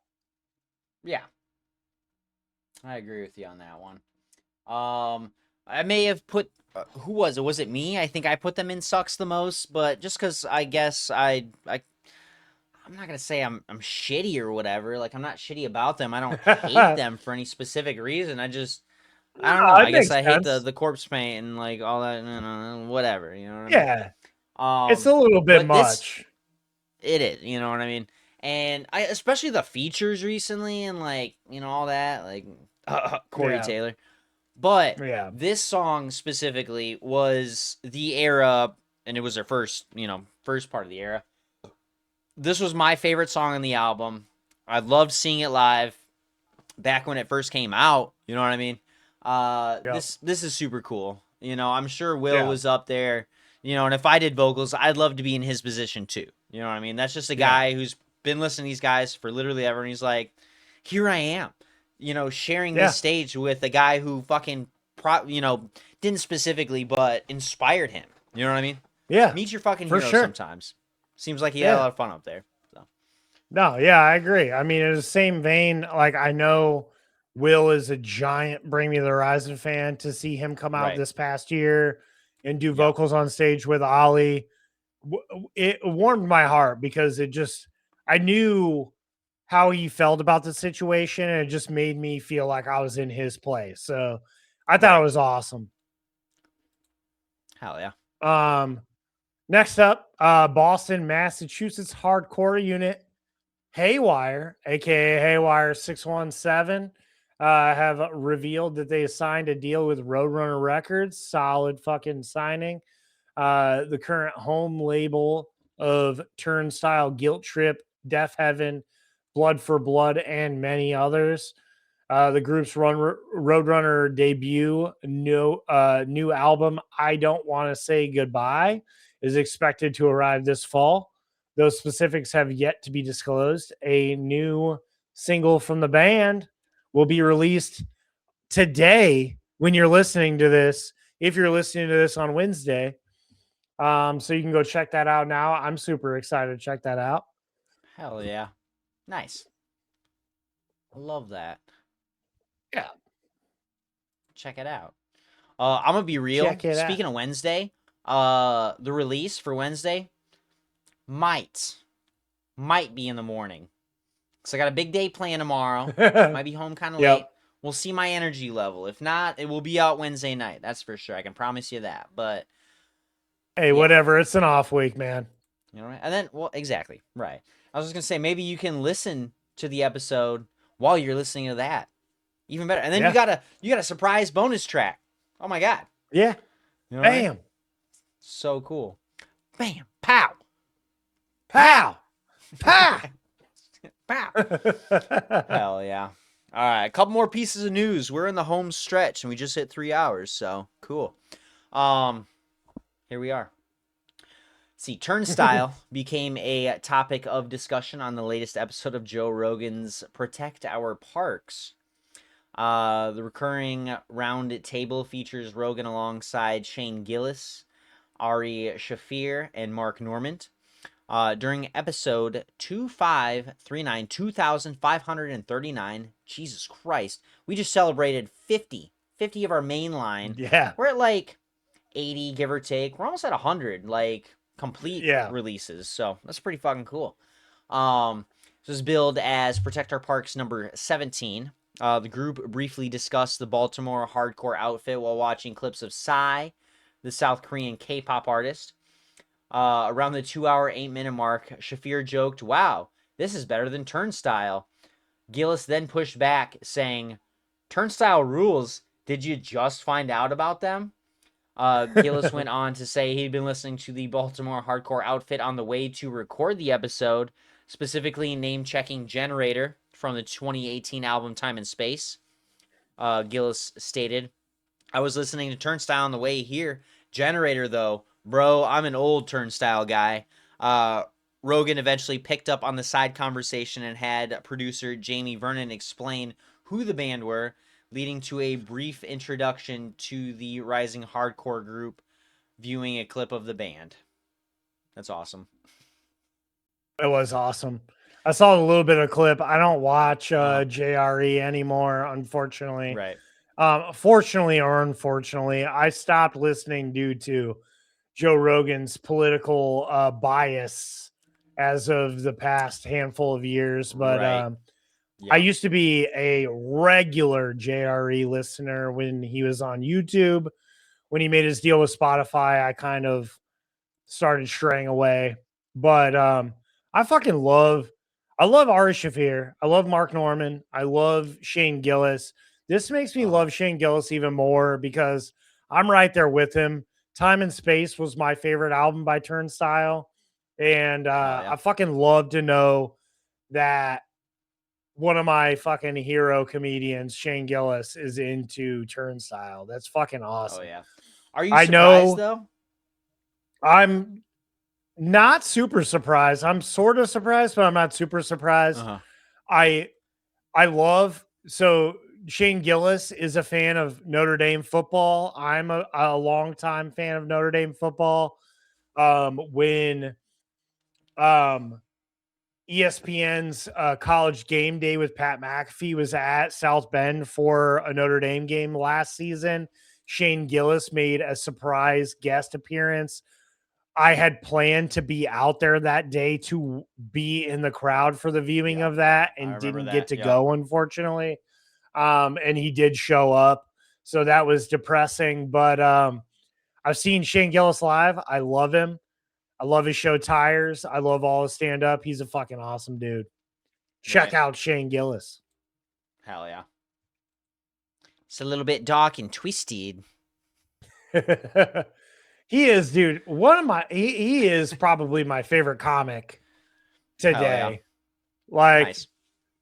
I love the classics, but Shane Gillis is just a nice breath of fresh air in a new light of people. Like, he's a typical white guy making fun of typical white guys, and I just like us, exactly right. Just really connect with the guy. Yeah. I get it. Yeah. Dude, I haven't caught up with him since like his stand up.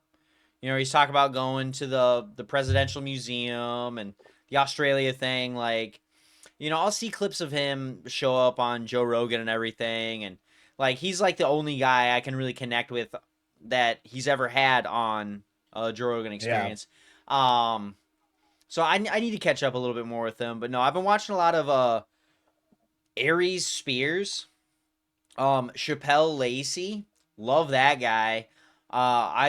He's got a tour coming up, and I'm pretty sure he's gonna be like in the States somewhere. I forgot exactly where, but I want to go see him then. Hopefully, while I'm wearing like a band shirt, and then we can, you know what I mean. I can be his white. Yeah, you know what I mean. Yeah, you're my white. Like, yay. What's the other guy? Jeff R. Curry. I've been watching a lot of him. He seems a little more down to earth and just kind of goofy and everything. So yeah, nice. Oh yeah, sweet. Yeah, today's day and age, dude, the smaller comedians are honestly my favorite for the most part. We got the fucking Burt Kreischers and the fucking Joe Rogans and the Tom Segura's who have fucking just like, I don't know what happened to them, dude. They got some money and they fucking, yeah, dude, they did. It sucks. Even dudes like fucking, what's his name? The fucking mullet dude. Why can't I think of his name? I love him. Stavros? No, not Stavros. The white guy with the mullet.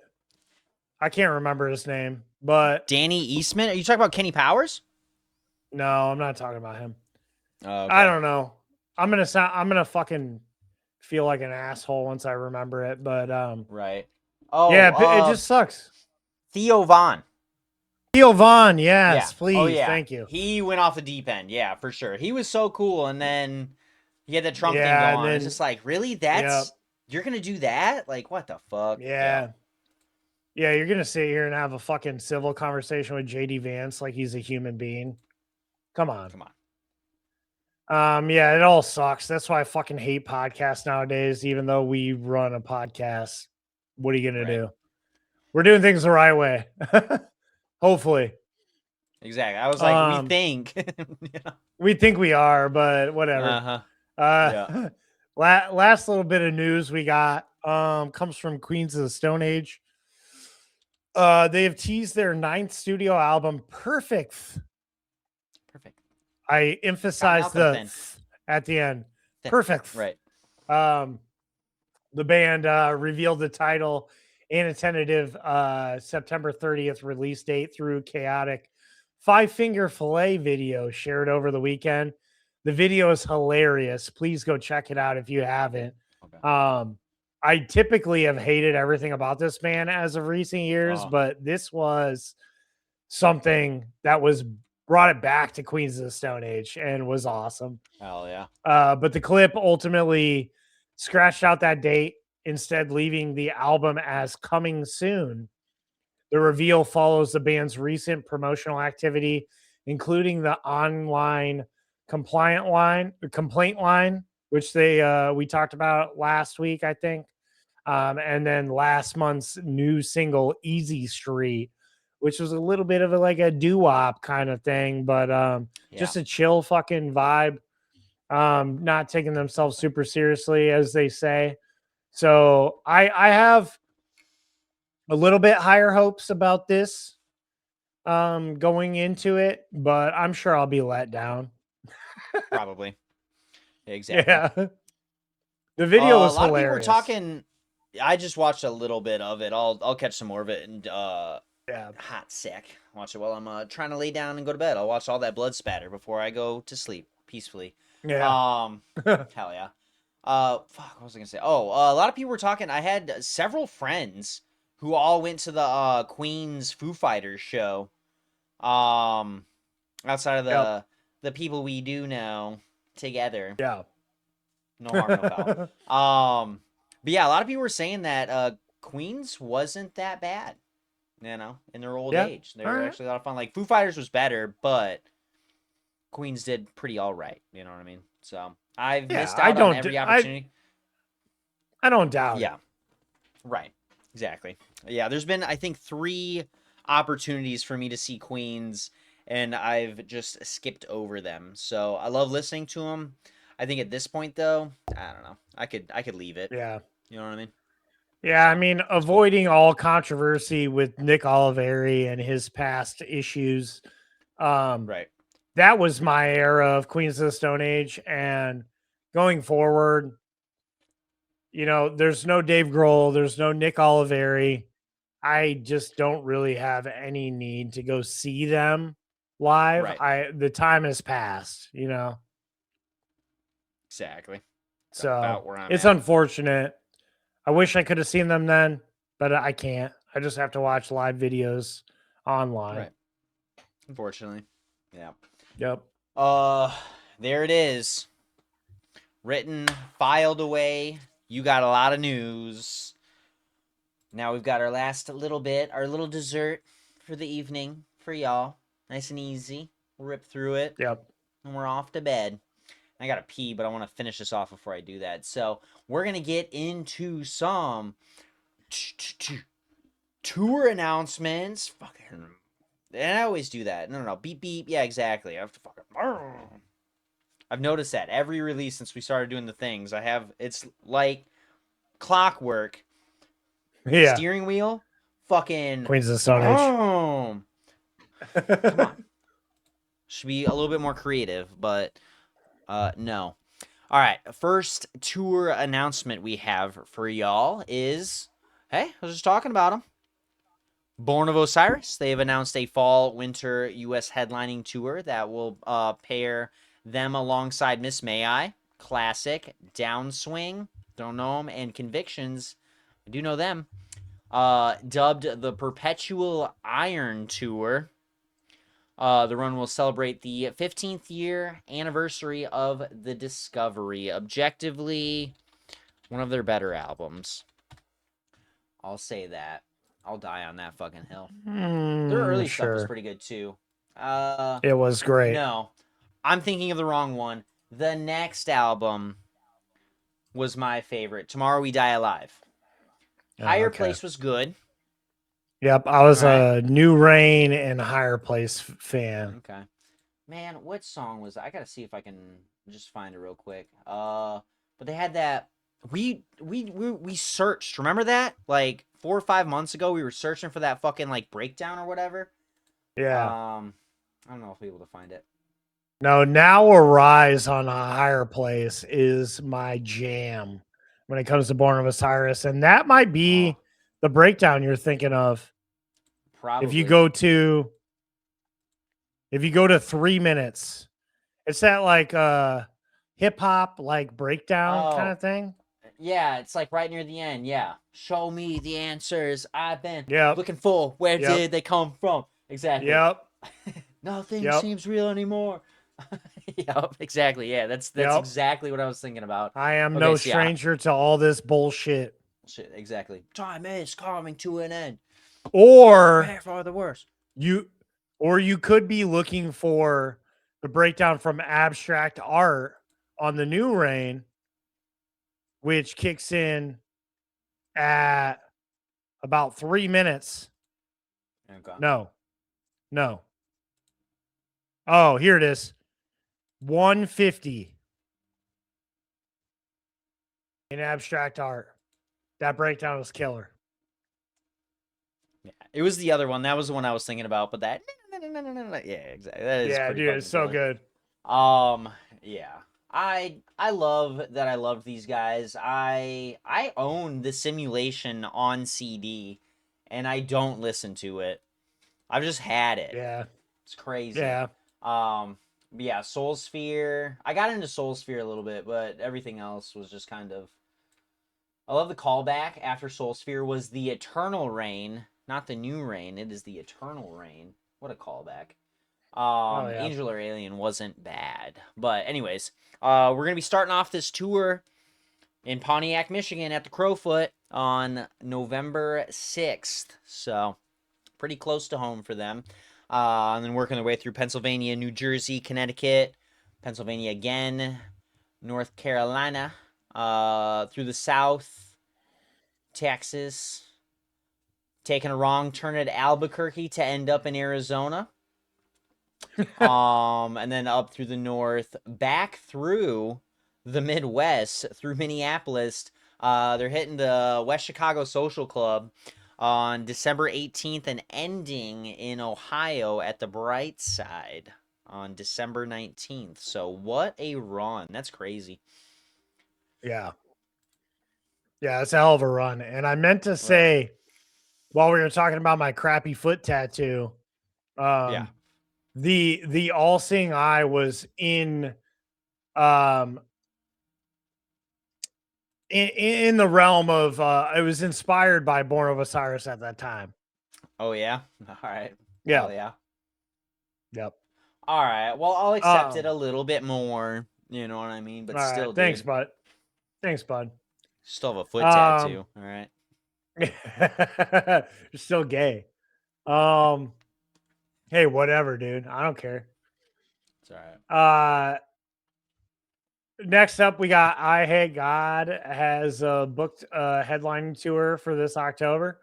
Blast, Lucidial, which features members of ex-suicidal tendencies and Evil Army. Lucidal, sorry, I don't know what I said. I'm at the point now in this episode where I don't know what I'm doing. It's all right. I get it. I don't know what I'm doing anymore. Yeah, those bands are opening. This one's a short run. It's going from October 7th to October 19th, starting in Nashville, Tennessee. On the 9th, they're going to stop in Chicago at Reggie's. Next day, Indianapolis at Black Circle. And then the following day in Hamtramck, Michigan at Sanctuary. Then they're Nice. going on to a couple dates in Ohio, Missouri, Oklahoma, and then finishing off with 4 stops within Texas. So Hell yeah. about goddamn time that I Hate God stops in the Chicagoland area. They Right. tend to forget about us. So unfortunate. I've only just recently got into them for as long as they've been around. Just started doing it, so Yeah, they're good. hell yeah. All right, next up, we've got a headlining North American tour this fall for Bayway. Cold Steel, Two Piece, and Load the Nine, spelled THA, will serve as support. They're going to be starting off on September 21st in Hamden, Connecticut. They're going to be in, is that Maine? Portland, Maine? Maine. Worcester, Massachusetts, Montreal. We got them in Toronto, and then they're squeezing on down here into Detroit at Edgeman Printing, and then in Grand Rapids on September 28th at the Stash at the Intersection. That is a tiny ass venue, so hey, have fun, all 150 of you. Yeah. They're gonna be working through Milwaukee, Missouri, Iowa, Nebraska, and then southeast-ish, southish, and then ending in Pennsylvania, in Philly, at the Upper Darby American Legion Post 214. They're pulling any venue they can, that's for sure. Dude, I miss the American Legion shows, dude. That is Really? the Hell yeah. perfect. I miss it, dude. It just felt so wholesome, dude. That was yeah. That was me growing up, dude. A lot of American Legions, a lot of Eagles Club, a lot of Moose Lodges. Right. Love it. Hell yeah. Sick. Love it. Well, following the celebration of their 2006, 2006, is that what we can call it? Their sophomore record, Suck Out the Poison, North Carolina Southern metalcore rock unit, He Is Legend, have announced a new tour featuring selections from their discography. The Time Travel Tour will see the band perform select cuts from each of the band's albums and EPs. Joining them on the run will be In Angels and Excide. Starting September 18th in Johnson City, Tennessee. They're going to be taking a stop at Louder in Life. Following that, we got Ohio, Pennsylvania, Virginia, South Carolina, Georgia, South Carolina again. Handful of dates in Florida, Alabama, Missouri. Then on October 12th, we got them at the Black Circle in Indianapolis, Indiana. The next day, we got them in Grand Rapids at the Pyramid Scheme. And then the next day after that, we got them in Detroit at the Sanctuary in the Catacombs. After that, they're going to be going up into Canada for a couple dates, into New York for a couple dates, rounding things out around the East Coast until they get to Baltimore, Maryland, finishing things off at the Metro Gallery. So that's going to be a solid little tour. I would love to see He Is Legend again. I saw them once in the early 2000s, and it was great. I don't know In Angels or Excide, so I'll check them out, see what's going on. But this is a time of the year where I'm probably not going to be able to afford it. I got a wedding coming up. I got a kid's birthday coming up. I got some shows coming up. We got a lot of stuff going on, so I don't have a lot of money. But good news is, unfortunately, I think I've decided my bachelor party, which is going to cost a good chunk of change, isn't probably going to happen until spring of next year. So it'll be well after my official wedding, but it'll be Right. a good excuse for the dudes to get out and You know what I mean? lose some Which, cell by the reception way, and get fucked up. you just pulled out that news. I know you and Brittany have been like, engaged for at least a couple years now at this point. Yeah. But you're just gonna rip that out and be like, Just oh yeah, throwing that wedding, out whatever. It's just we're gonna go ahead and just skip over all that. Like, fucking, I got a plan, Yep. but no biggie. Like, congratulations, Yep. dog. Like, you know what I mean? Yeah, That's so thanks, cool. I'm man. so proud of you guys. I love that for you guys. So it's a long Thanks, time man. coming. Yeah, it was. Right. We're not the traditional couple. We've been together for a long time. We got an 8-year-old child. So You know what I mean? you know, You on we're your pretty down time, to all right? yeah, Right. we're down to earth people. We're not like Oh, all into the whole wedding thing. We're making it official. So right. Nice. it'll be a good GG's, time. dog. Hell yeah. Yeah, thanks, dude. We'll celebrate it right afterwards. For sure. Yep, we will. Right. And if you're listening still at this point, Jordan, you are invited to the bachelor party, just so you know. Yeah. I'll give him the deeds. Yeah. Oh, yeah. I will also be. I'm super excited for the trip, so I'll be sending out hella deets. Nice. But that's all the fucking shit that we got There for it you is. guys tonight. It was a long Yeah. ass episode. Thankfully we spared after hours because right now, at the time of recording, it is 11:37 p.m. and it's been a long fucking summer, dude. So It has. bear with us. Good things are happening. Come this winter, we'll have a lot of fun things to do. The creativity in my brain is just going off. I have a lot of ideas. So yeah. it'll be a fun winter for sure. But Yeah.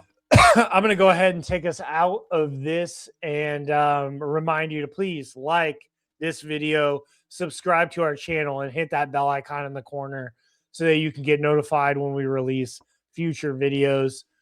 We're on YouTube at the Riff Report News. If you didn't already know that and you weren't watching, follow us on Instagram at the.riff.report, where we will someday get serious about things and post on the regular. No. So now's your chance to get in. Time for you to get. Yeah. Hey. All right. I'll take fault here. The Instagram is my bad, and that is because we're going through a tough time in our life right now. But trust me, It's fine. Yep. Once school starts back up, once things calm down at work, we will get fully involved and be serious about this. But please check out our various playlists on Tidal. Search the Riff Report with Ryan and Tyler. You'll catch our tracks of the week and new releases for every episode, as well as all of our fun games on After Hours. And reminder that we're putting out new episodes every Wednesday morning for news and releases. Every Friday, maybe sometime Saturday. Who knows? Depends. It happens. I get drunk on Friday nights, and I'm so sorry. We're putting out After Hours where we Uh-huh. change things up, have a little bit of fun, play some games, and most of all, drink lots of Shore Lort. But for now, stay angry, stay loud. That's backwards, but we will catch you in the pit regardless.